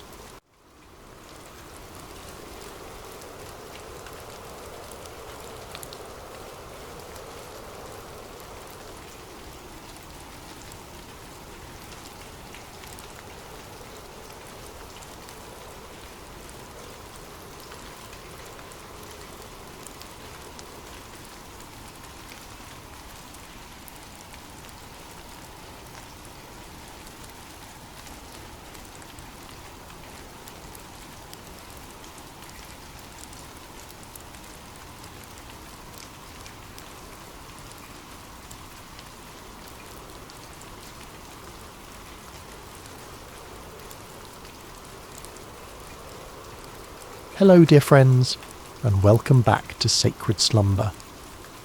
Before we begin tonight's story, I hope your day has been filled with blessings and peace. Whether it's morning where you are, the quiet of afternoon, or the gentle embrace of evening, know that you are exactly where God wants you to be in this moment. I'm curious about where in this beautiful world you're listening from tonight. Are you nestled in your bed in a bustling city, or perhaps finding solace in the countryside under a canopy of stars? Wherever you are, whatever time it is for you, you are welcomed here with open arms. If this story touches your heart tonight, I encourage you to subscribe to Sacred Slumber. We gather here regularly to explore the profound truths and timeless wisdom found in God's Word, bringing comfort to weary souls and strength to troubled hearts. Your subscription helps us continue sharing these sacred stories that remind us of God's unfailing love and faithfulness. Now let us journey together to ancient Israel, to a time when kingdoms stood at crossroads, when truth was a dangerous commodity, and when one man's courage would echo through the ages. This is the story of Micaiah, the forgotten prophet who dared to stand alone. The sun blazed mercilessly over the ancient city of Samaria, its golden rays dancing across the limestone walls of King Ahab's palace. Within those walls, power brooked no opposition, and truth was often the first casualty of political ambition. It had been 3 years since the last war between Israel and Syria, 3 years of uneasy peace that sat heavy on King Ahab's shoulders like an ill-fitting crown. Ahab paced the marble floors of his throne room, his royal robes rustling with each agitated step. The king of Israel was a man consumed by his desires, a ruler who had long ago traded his soul to the altar of self-interest. His marriage to the foreign princess Jezebel had brought prosperity to his kingdom, but at a cost that would echo through generations. The worship of Baal had infiltrated the very heart of Israel, and the prophets of the Lord had been hunted, killed, or driven into hiding. Yet today something stirred within Ahab's ambitious heart. News had arrived that morning of Syrian movements near Ramoth-Gilead, a strategic city that had once belonged to Israel, but now languished under enemy control. The city's location made it a prize worth fighting for, a gateway that could secure trade routes and strengthen his kingdom's eastern border. As Ahab contemplated this opportunity, word came that King Jehoshaphat of Judah was approaching Samaria with a considerable entourage. Jehoshaphat was everything Ahab was not. A king who sought the Lord's face, who had torn down the high places of idol worship, and who ruled with righteousness as his compass. The irony was not lost on Ahab that he would need the help of such a man to achieve his ambitions. The great doors of the throne room swung open with a resonant boom, and Jehoshaphat entered with the dignity befitting a king of David's lineage. He was a man of medium stature but commanding presence, his beard meticulously groomed, and his eyes holding the wisdom of one who had walked closely with the Almighty. Behind him came his advisors and military commanders, their expressions respectful but cautious, as they entered the domain of Israel's controversial king. "Jehoshaphat, my brother," Ahab called out, his voice echoing through the vast chamber as he descended from his throne. "Welcome to Samaria. Your presence brings honour to my house." The two kings embraced in the customary greeting, though those who knew them well could sense the underlying tension. Jehoshaphat had come seeking alliance, but his heart was troubled by what such an alliance might require of him. "Ahab," Jehoshaphat replied warmly, though his eyes remained watchful. "It has been too long since we have spoken face to face. The Lord has blessed both our kingdoms with peace these past years." "Indeed," Ahab agreed, gesturing toward the laden tables his servants had prepared. "Come, let us feast together and speak of matters that concern us both." The banquet that followed was a spectacle of royal excess. Tables groaned under the weight of roasted meats, exotic fruits, and wine from the finest vineyards. Musicians played softly in the background, while servants moved like shadows, attending to every need. Yet beneath the veneer of celebration, both kings harboured their own purposes. As the evening wore on and the wine loosened tongues, Ahab finally revealed his true intention. Leaning toward Jehoshaphat with the conspiratorial air of old friends, he spoke in measured tones. "My brother, there is a matter that weighs heavily upon my heart," Ahab began, his eyes glinting in the torchlight. "You know that Ramoth-Gilead belongs to us, yet it remains in the hands of the king of Syria.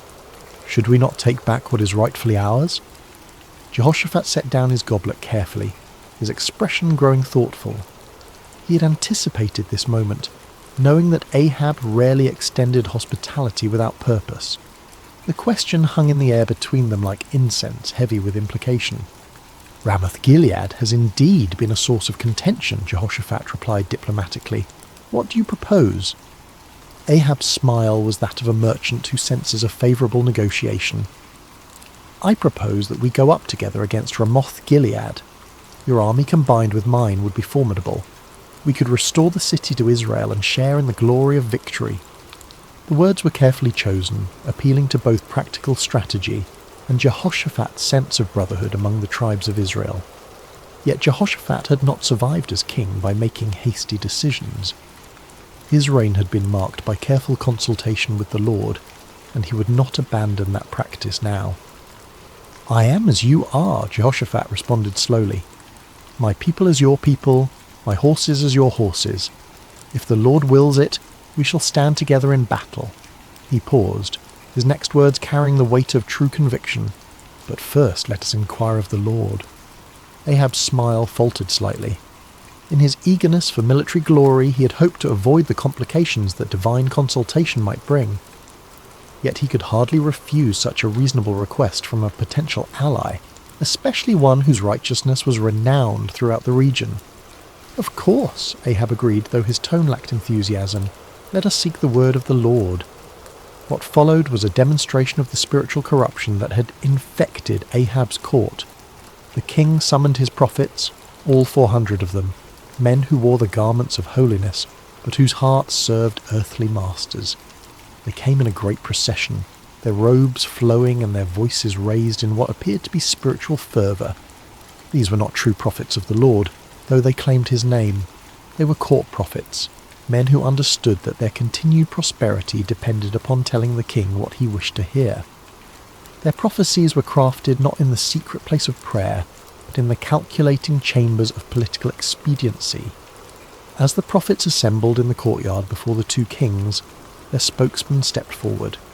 His name was Zedekiah, son of Chenaanah, a man whose pride matched his ambition, and whose hatred for true prophets would soon be revealed in violent fashion. "Hear the word of the Lord," Zedekiah proclaimed, his voice carrying across the courtyard with theatrical intensity. "Go up to Ramoth-Gilead and prosper, for the Lord will deliver it into the hand of the king." The 400 prophets took up the cry with orchestrated precision, their voices creating a chorus of false assurance. "Go up to Ramoth-Gilead and prosper. The Lord will deliver it into the hand of the king." Some of the prophets had even prepared visual aids for their performance.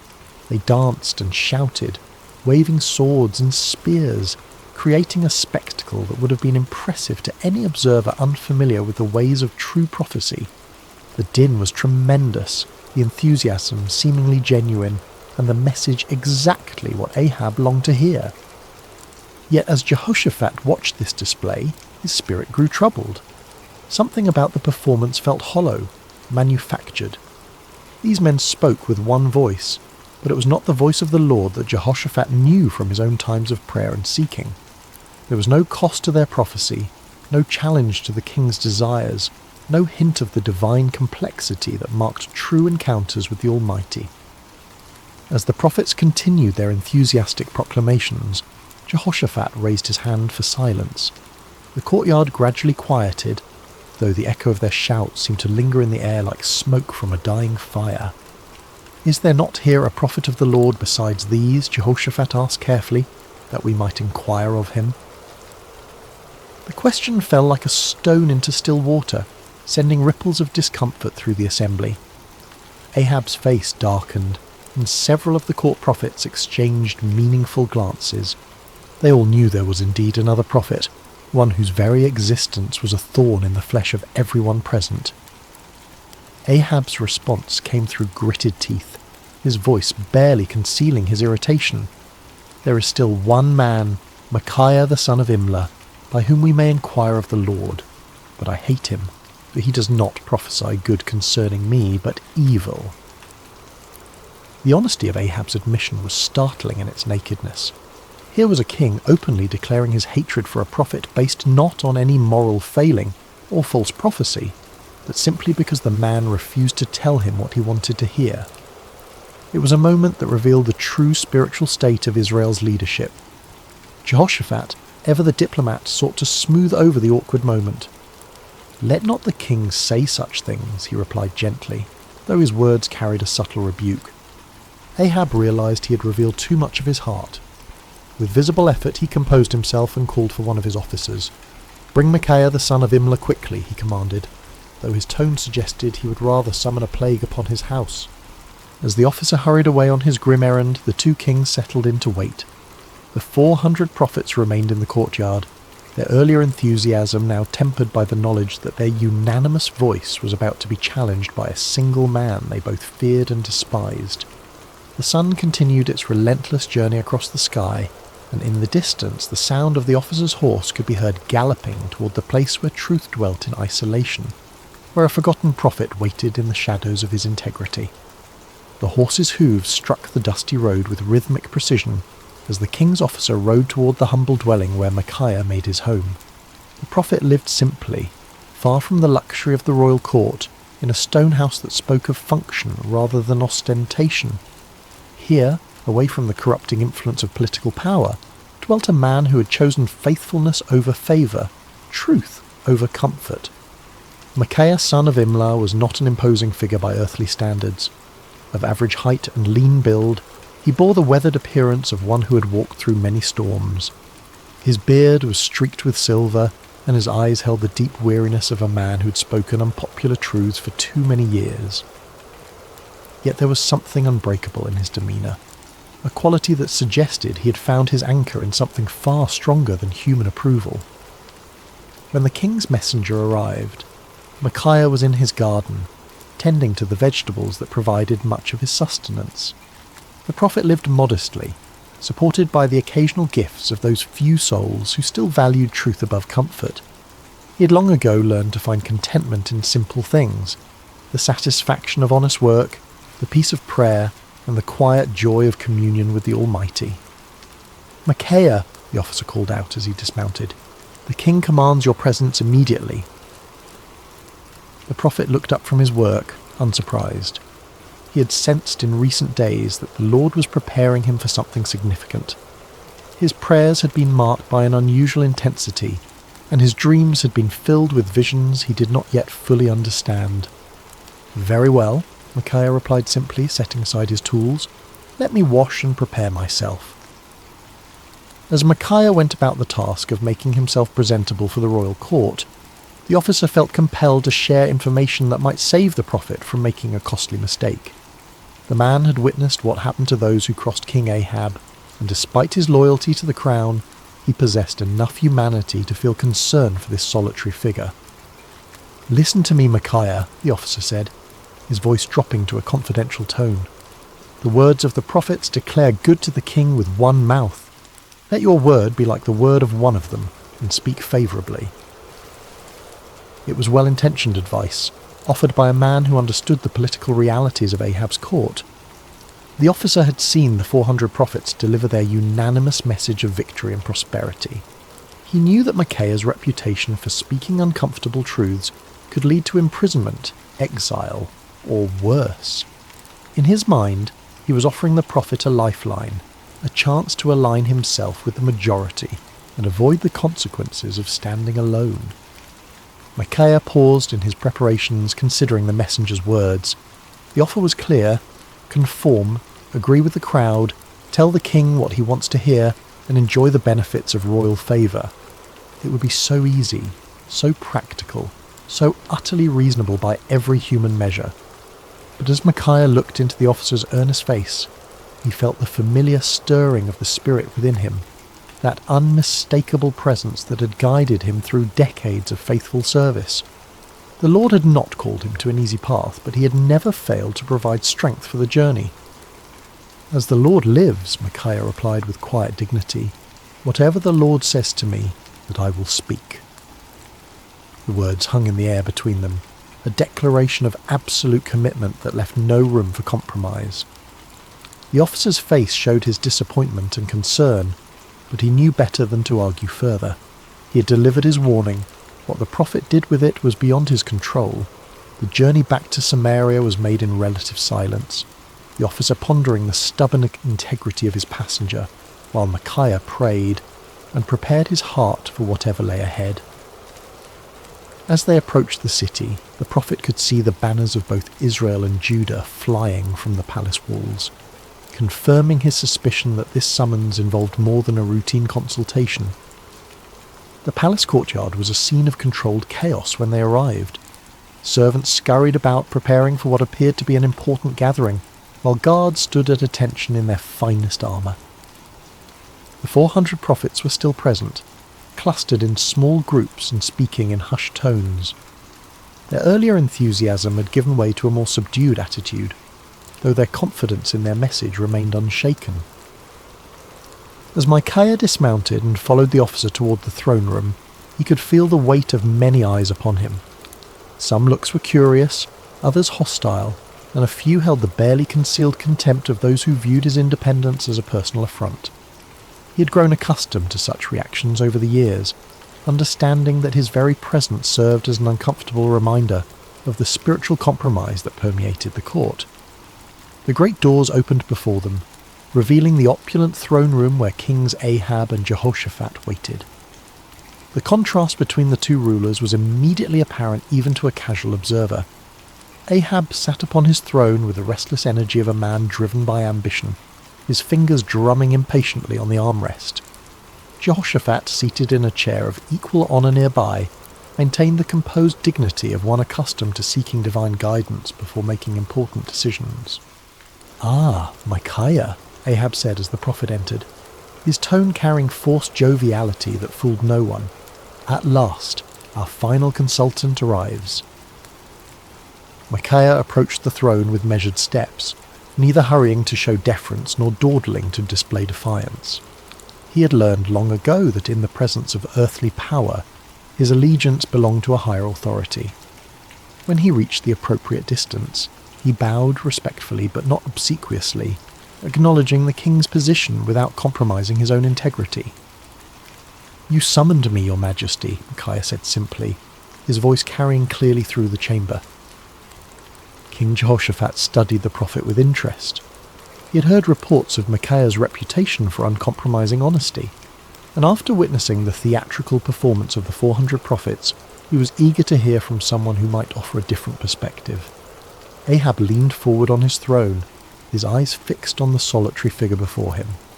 "Micaiah, shall we go to war against Ramoth-Gilead, or shall we refrain?" It was the same question that had been posed to the 400 prophets, the same inquiry that had produced such enthusiastic unanimity. Now it fell upon the shoulders of one man who stood alone, without allies or supporters, facing the combined expectation of two kings and their assembled courts.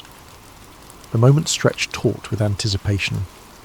Everyone present understood that they were witnessing something significant, though few could have predicted the drama that was about to unfold. In the silence, Micaiah felt the familiar stirring of the spirit, but what came first was not the word of the Lord, but something altogether unexpected. What happened next would be remembered and debated for generations to come. Micaiah, the prophet known for his uncompromising honesty, looked directly at King Ahab and delivered exactly the message the king wanted to hear. "Go up and prosper," Micaiah declared, his voice carrying throughout the throne room, "for the Lord will deliver it into the hand of the king." A murmur of surprise rippled through the assembled court. The 400 prophets exchanged glances of confusion and perhaps a touch of irritation. Here was the man they had feared would contradict their unanimous verdict, and instead he was confirming their prophecy word for word. Some of them smiled with what they imagined was vindication, while others seemed puzzled by this unexpected development. But King Ahab was no fool, despite his many moral failings. He had known Micaiah for years, had heard his prophecies of judgment and warning countless times. Never once had the prophet told him what he wanted to hear. Never once had Micaiah's words aligned so perfectly with royal desires. The king's eyes narrowed as he studied the prophet's face, searching for the truth behind this suspicious compliance. There was something in Micaiah's tone, a subtle quality that suggested layers beneath the surface of his words. It was the same tone a parent might use when agreeing with a child's obviously foolish plan, allowing them to proceed while knowing full well what the consequences would be. King Jehoshaphat, too, sensed that something was amiss, though he remained silent, observing the interaction with keen interest. "How many times shall I make you swear," Ahab said slowly, his voice carrying a warning, "that you tell me nothing but the truth in the name of the Lord?" It was a remarkable moment. Here was a king who had just received exactly the prophecy he desired, yet his own conscience convicted him that it could not be genuine. Ahab understood Micaiah well enough to know that such easy agreement was completely out of character. In demanding the truth, the king was inadvertently acknowledging that he recognized the difference between authentic prophecy and the comfortable lies he typically preferred. Micaiah stood silent for a moment, and those watching could see a visible change come over him. The sardonic expression faded from his face, replaced by the solemn countenance of one who was about to deliver a message from the throne room of heaven.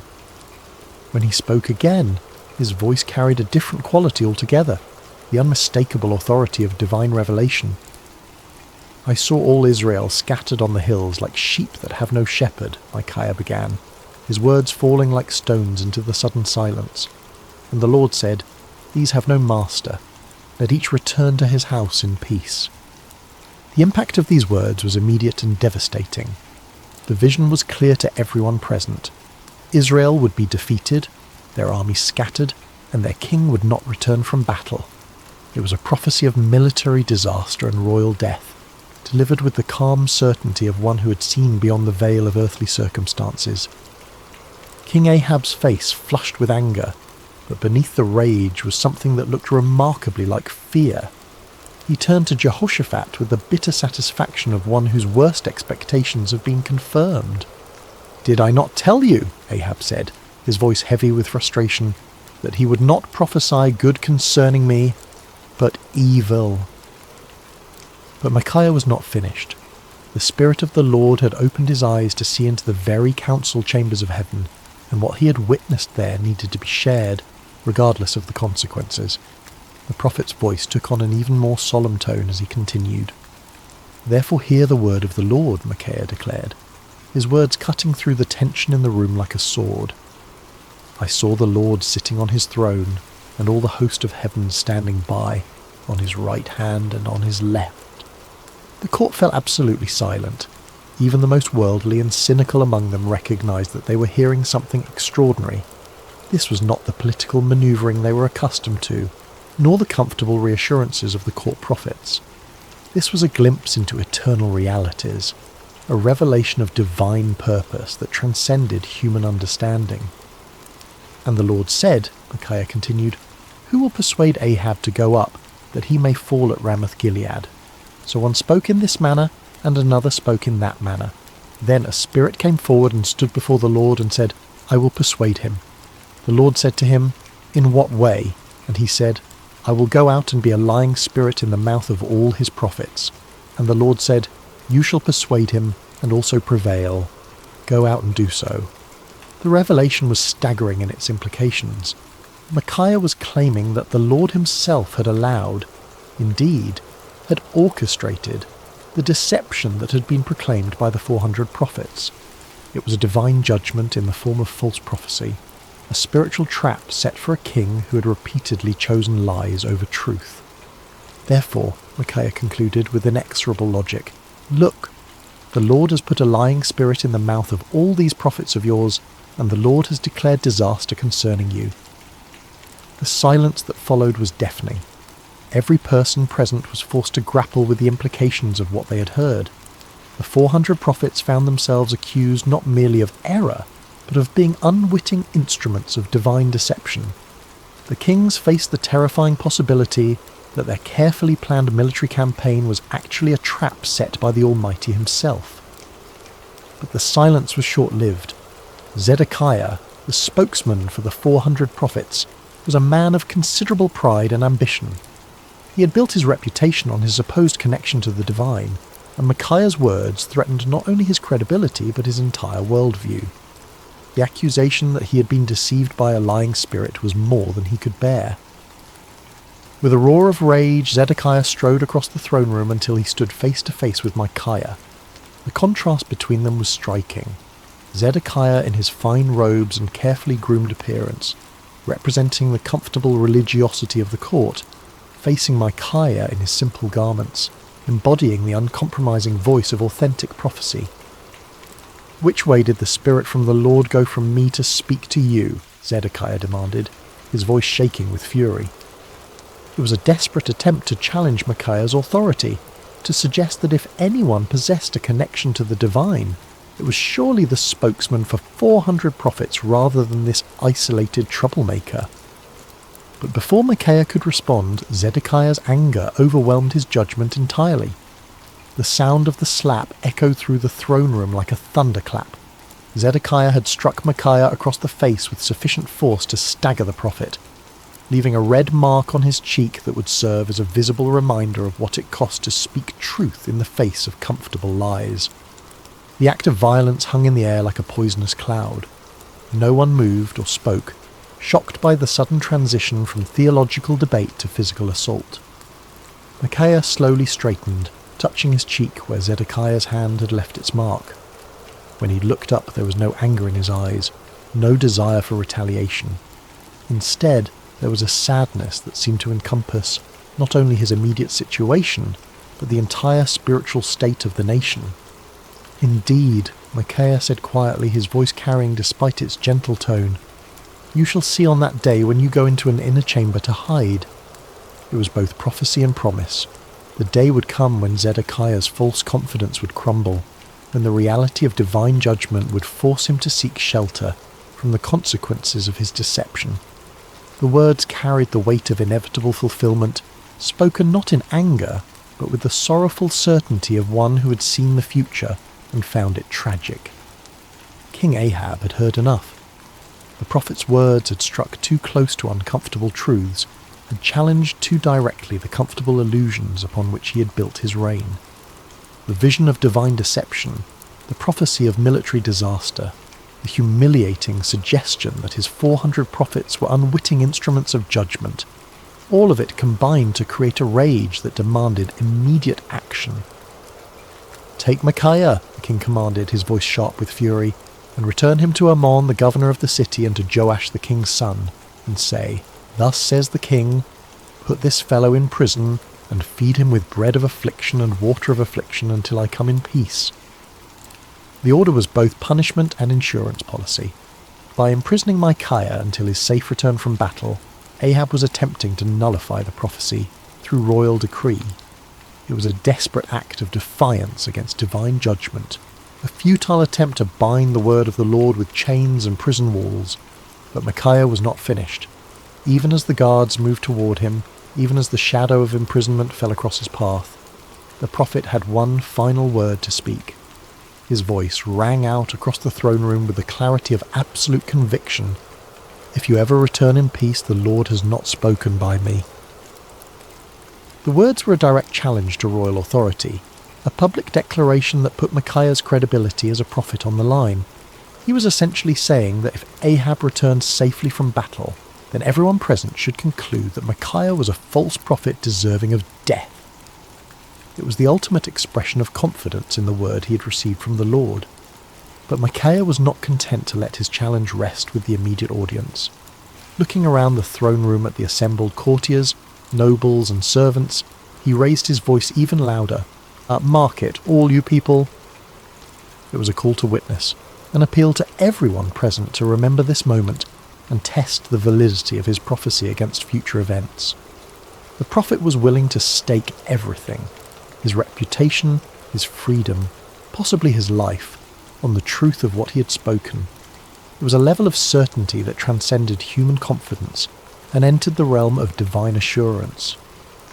As the guards seized Micaiah's arms and began to lead him away, the throne room erupted in a buzz of conversation. Some whispered among themselves about the prophet's boldness, others debated the implications of his vision, and still others tried to process the dramatic confrontation they had just witnessed. Through it all, the 400 prophets maintained their uncomfortable silence, uncertain how to respond to accusations that struck at the very heart of their prophetic claims. King Jehoshaphat watched the proceedings with deep concern. The righteous king of Judah had requested divine counsel, and what he had received was a prophecy that directly contradicted his military plans and predicted disaster for his ally. Yet something in Micaiah's bearing, some quality of authentic conviction, made it impossible to dismiss his words as the ravings of a madman or the spite of a disgruntled prophet. As Micaiah was led away, his footsteps echoing through the palace corridors, he felt no bitterness toward his captors or self-pity for his situation. He had spoken the word of the Lord faithfully, regardless of the consequences, and that obedience brought a peace that transcended his circumstances. The prison cell that awaited him might confine his body, but his spirit remained free, anchored in the unshakable certainty that he had been faithful to his calling. The cell where Micaiah was imprisoned was a far cry from the luxury of the royal court. Built of rough stone with a small barred window that provided minimal light, it was designed for punishment rather than comfort. The bread of affliction and water of affliction promised by the king proved to be exactly that, meagre rations calculated to sustain life while providing a constant reminder of a royal displeasure. Yet in that dark cell, Micaiah found something that had eluded him in the freedom of his simple home, absolute clarity about his purpose and calling. Stripped of all earthly comforts and securities, he was forced to rely entirely upon his relationship with the Lord. In the long hours of solitude, he prayed not for deliverance but for continued faithfulness, not for vindication, but for grace to endure whatever lay ahead. Meanwhile, preparations for war continued with increasing intensity. King Ahab threw himself into military planning with the fervour of a man trying to drown out unwelcome voices of conscience. He consulted with his generals, inspected his troops, and made elaborate arrangements for what he was determined would be a glorious victory. The prophecy of the 400 court prophets was repeated frequently, as if constant repetition could somehow make it more reliable. King Jehoshaphat, however, found himself deeply troubled by the day's events. The contrast between the theatrical unanimity of the 400 prophets and Micaiah's stark authenticity had left him with serious doubts about the wisdom of the planned campaign. Yet he had given his word to stand with Ahab, and the political implications of backing out now were significant. As the day of departure approached, Ahab made one final attempt to circumvent the prophecy that haunted his thoughts. If the word of the Lord through Micaiah was true, then King Ahab was destined to die in battle. But perhaps, the king reasoned, he could outwit divine judgment through human cleverness. "I will disguise myself and go into battle," Ahab announced to his commanders, "but you put on your robes." It was a cunning plan. By dressing as an ordinary soldier while Jehoshaphat wore royal garments, Ahab hoped to deceive the enemy about his identity and location. If the Syrians could not identify him as the king of Israel, perhaps he could survive the battle and prove Micaiah wrong. It was the kind of tactical thinking that had served Ahab well in political manoeuvring. But he was about to discover that divine judgment operates by different rules than human conflict. The morning of battle dawned clear and bright, with a gentle breeze that carried the scent of wildflowers across the plains surrounding Ramoth Gilead. It seemed an unlikely day for the fulfillment of prophecy, too beautiful for the tragic events that were about to unfold. The armies of Israel and Judah had assembled in impressive formation, their banners flying proudly in the morning air, their weapons gleaming in the sunlight. King Ahab, disguised as a common soldier, moved among his troops with nervous energy.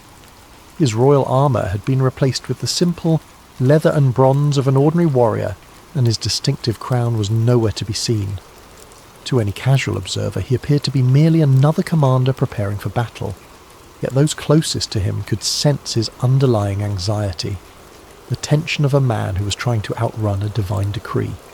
King Jehoshaphat, meanwhile, wore his royal robes with obvious reluctance. The righteous king of Judah had agreed to this deception as part of their military strategy, but his conscience troubled him. The memory of Micaiah's words weighed heavily on his mind, and he found himself offering frequent prayers for divine protection and guidance. The Syrian army was formidable, well-trained and confident in their ability to defend their territory. Their king had given specific instructions to his 32 chariot commanders: fight with no one small or great, but only with the king of Israel. It was a strategic decision based on the understanding that killing or capturing the enemy king would effectively end the battle and secure victory. As the two armies faced each other across the field of battle, the air was thick with tension and anticipation. Horses stamped impatiently, armour creaked as soldiers shifted their weight, and commanders made final adjustments to their battle plans. In the distance, the walls of Ramoth Gilead stood as silent witness to the conflict that was about to determine its fate. The battle began with the thunderous clash of armies colliding, the sound of metal against metal mixing with the shouts of warriors and the screams of the wounded. Chariots raced across the battlefield like instruments of divine wrath, their wheels churning up clouds of dust that obscured vision and added to the chaos of combat. For a time, it seemed as though Ahab's strategy might succeed. Hidden among his soldiers, the disguised king fought with the desperation of a man who believed his life depended on remaining unrecognized. His years of military experience served him well as he wielded sword and spear with deadly efficiency, contributing to the initial success of the Israelite forces. But the Syrian chariot commanders were not easily deceived.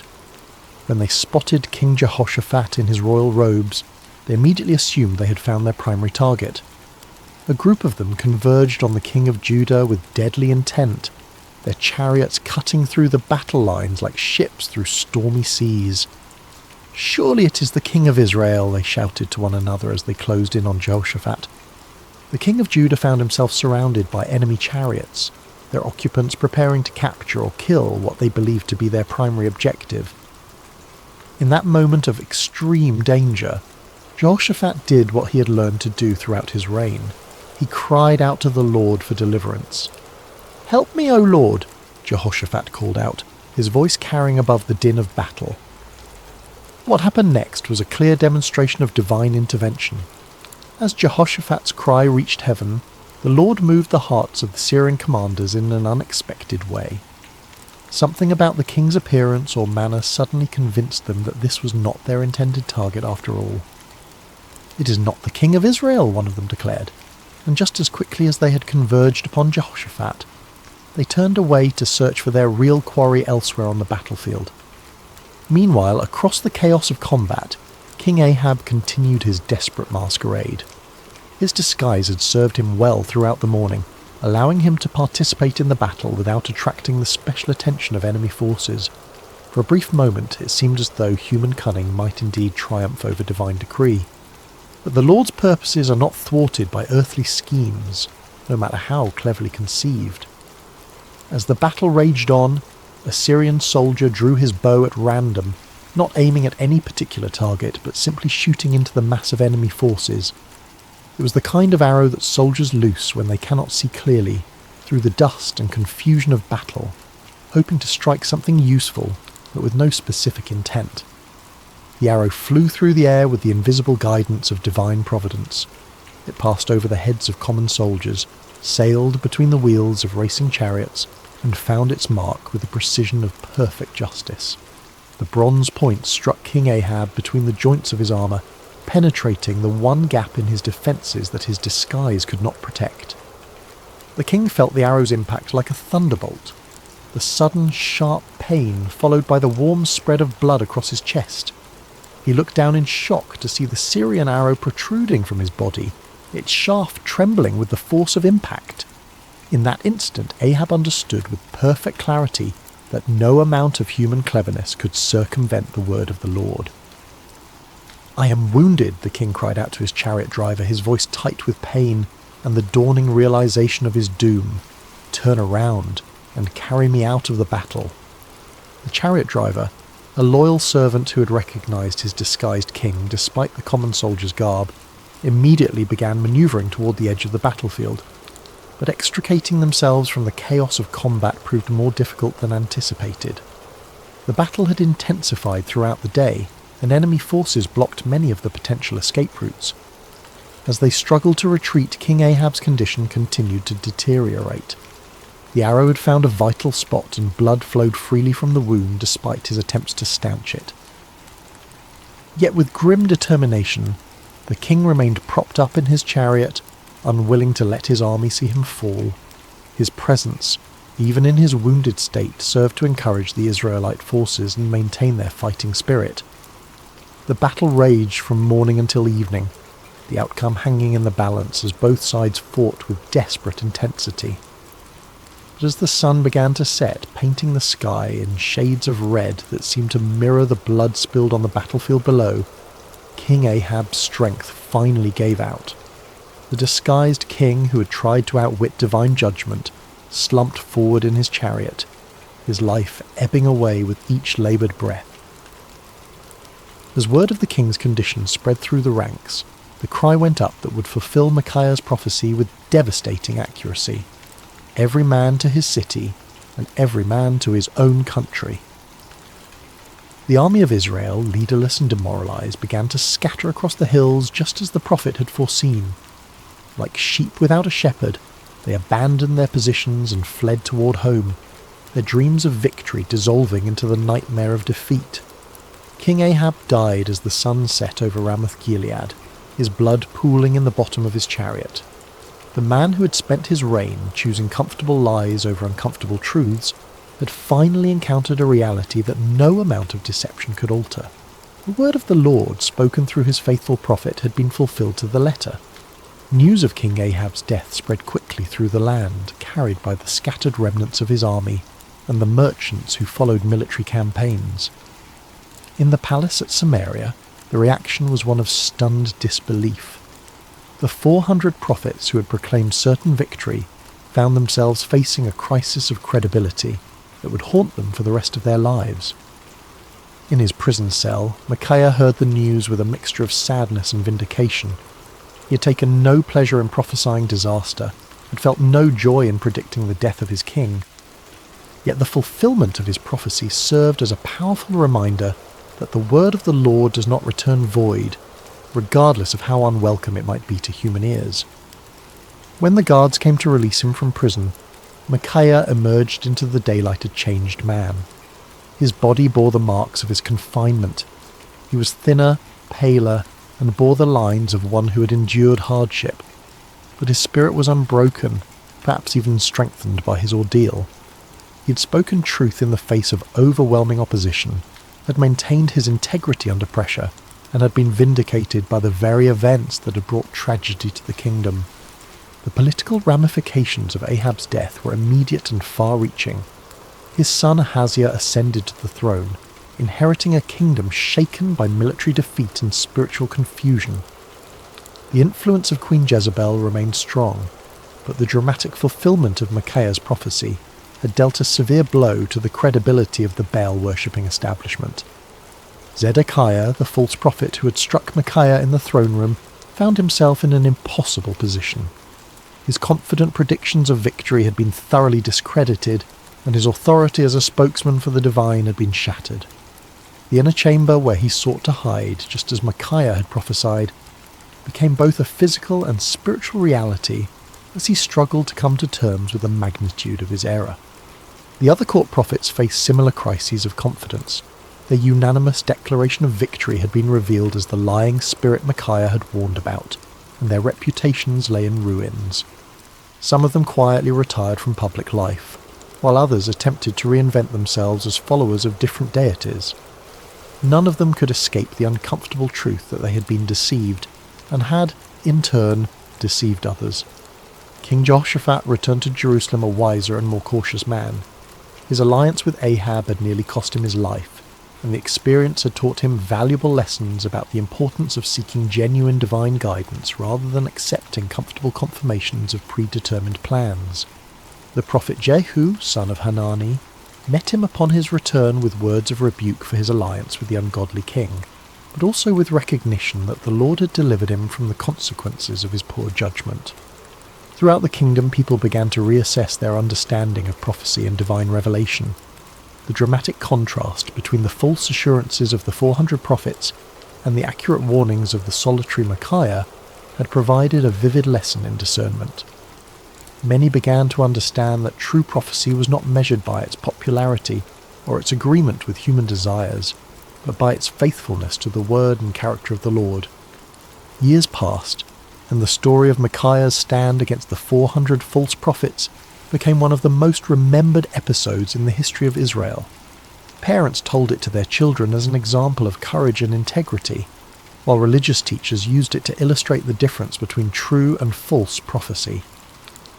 The tale grew in significance with each telling, not because it was embellished, but because its lessons proved to be timeless and universal. The first and most obvious lesson was about the cost of speaking truth. Micaiah had paid a heavy price for his faithfulness: imprisonment, isolation, and the hostility of the powerful. Yet his willingness to endure these hardships had ultimately served a greater purpose, preserving the integrity of prophetic ministry and providing a clear example of what it meant to fear God rather than man. His story became a source of encouragement for future generations of prophets and faithful believers who found themselves standing alone against popular opinion. The second lesson concerned the danger of groupthink and manufactured consensus. The 400 prophets had created an impressive display of unanimity, but their agreement had been based on political expediency rather than divine revelation. Their story served as a warning about the seductive power of majority opinion and the importance of seeking truth, even when it contradicted popular sentiment. The comfort of belonging to the crowd, they learned, was no substitute for the sometimes lonely path of authentic faith. The third lesson was perhaps the most theologically complex: the reality that God sometimes allows deception as a form of judgment.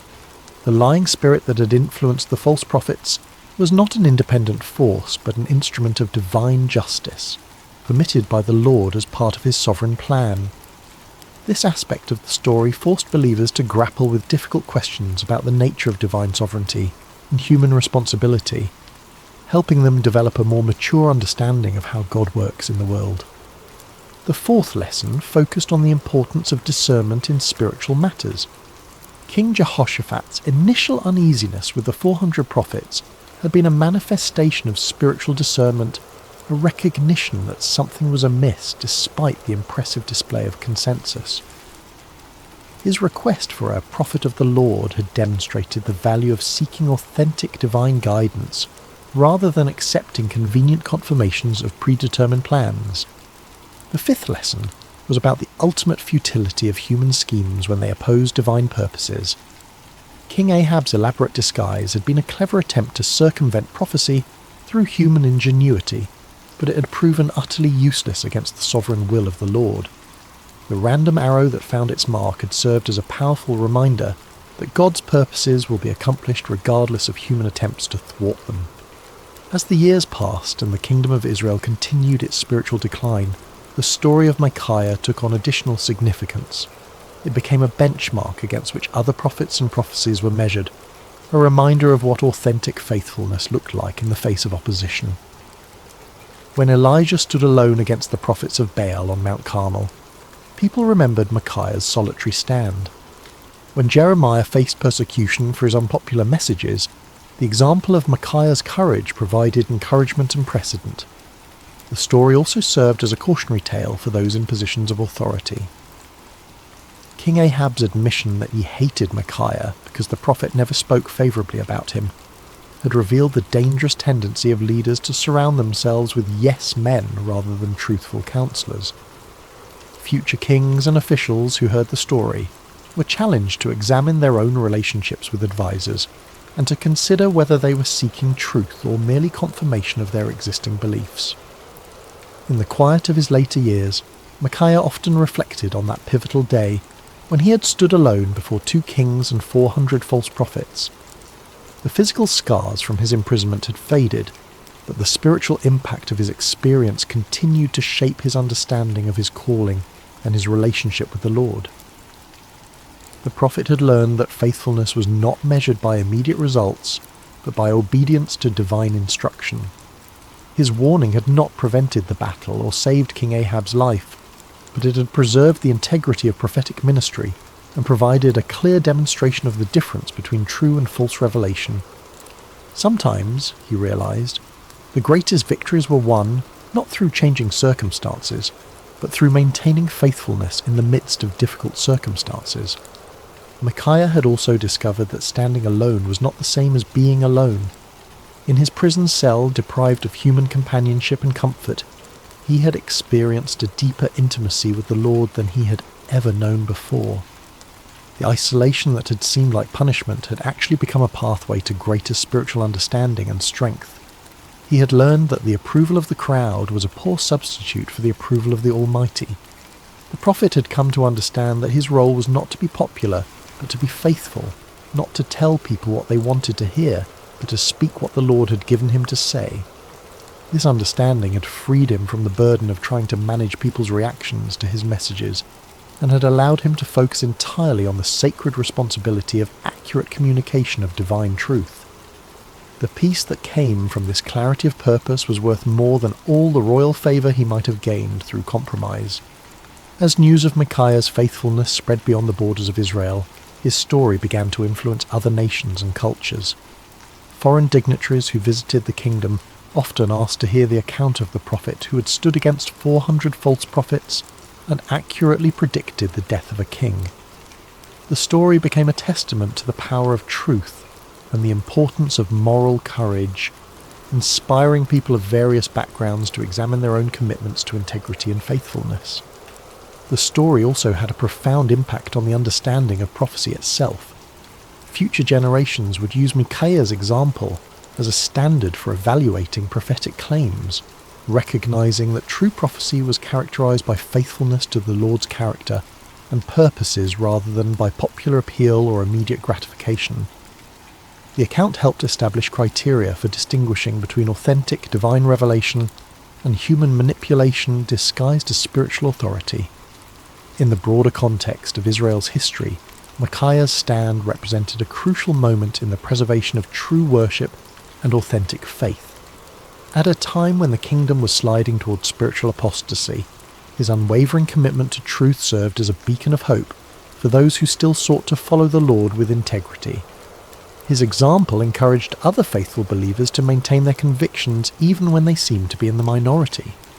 The story of Micaiah also served as a bridge between the ministries of the earlier prophets like Elijah and later ones like Jeremiah and Ezekiel. His experience of standing alone against popular opinion and suffering for his faithfulness would be echoed in the lives of many subsequent prophets who faced similar challenges. The patterns of persecution, vindication, and ultimate triumph that characterized his story became recurring themes in the ongoing narrative of God's relationship with his people. As we reach the end of Micaiah's story, we find ourselves confronted with questions that transcend the ancient world and speak directly to our modern hearts. In an age of social media echo chambers and manufactured consensus, the prophet's example challenges us to examine our own commitment to truth and our willingness to stand alone when necessary. The 400 false prophets of Micaiah's day have their counterparts in every generation. Those who tell us what we want to hear rather than what we need to hear, who offer comfortable lies instead of challenging truths. The temptation to join the crowd, to find safety in numbers, to seek approval rather than accuracy, remains as strong today as it was in ancient Israel. Micaiah's courage reminds us that faithfulness is not a group activity, but an individual responsibility. Each of us must decide whether we will speak truth or remain silent, whether we will stand for what is right or compromise for what is convenient. The prophet's example shows us that the path of integrity is often lonely, but it is never walked alone by those who trust in the Lord. The story also challenges us to examine our own relationship with authority and our tendency to surround ourselves with people who confirm our existing beliefs rather than challenging us to grow. Like King Ahab, we may find ourselves preferring the comfort of familiar lies to the discomfort of unfamiliar truths. Micaiah's example calls us to seek out voices that speak with authenticity, rather than those that merely echo our own opinions. Perhaps most importantly, the story of Micaiah reminds us that truth has a way of prevailing in the end, even when it seems overwhelmed by opposition. The prophet's vindication did not come immediately, and it came at great personal cost, but it came nonetheless. His example encourages us to trust in the ultimate triumph of truth, and to remain faithful even when the outcome is uncertain.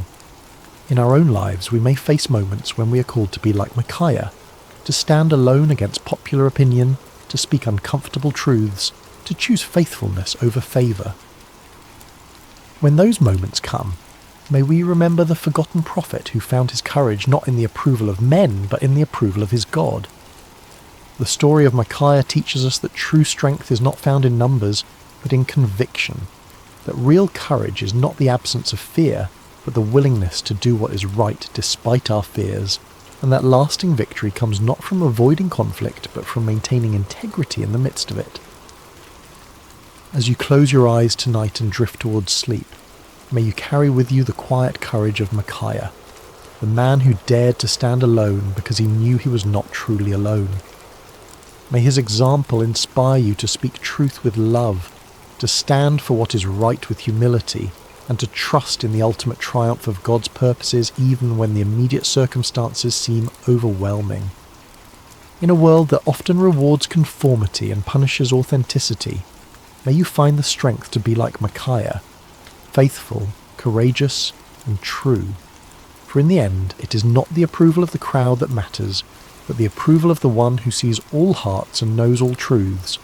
The forgotten prophet's story ends, but its echo continues in every heart that chooses truth over comfort, courage over convenience, and faithfulness over favour. May that echo sound clearly in your own life, guiding you toward the kind of integrity that leaves a lasting legacy long after the voices of the crowd have faded into silence.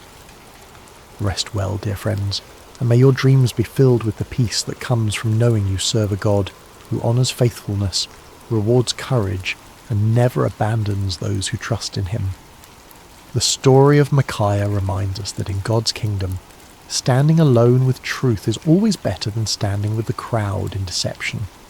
Sleep peacefully, knowing that, like Micaiah, you're never truly alone when you walk in the light of divine truth.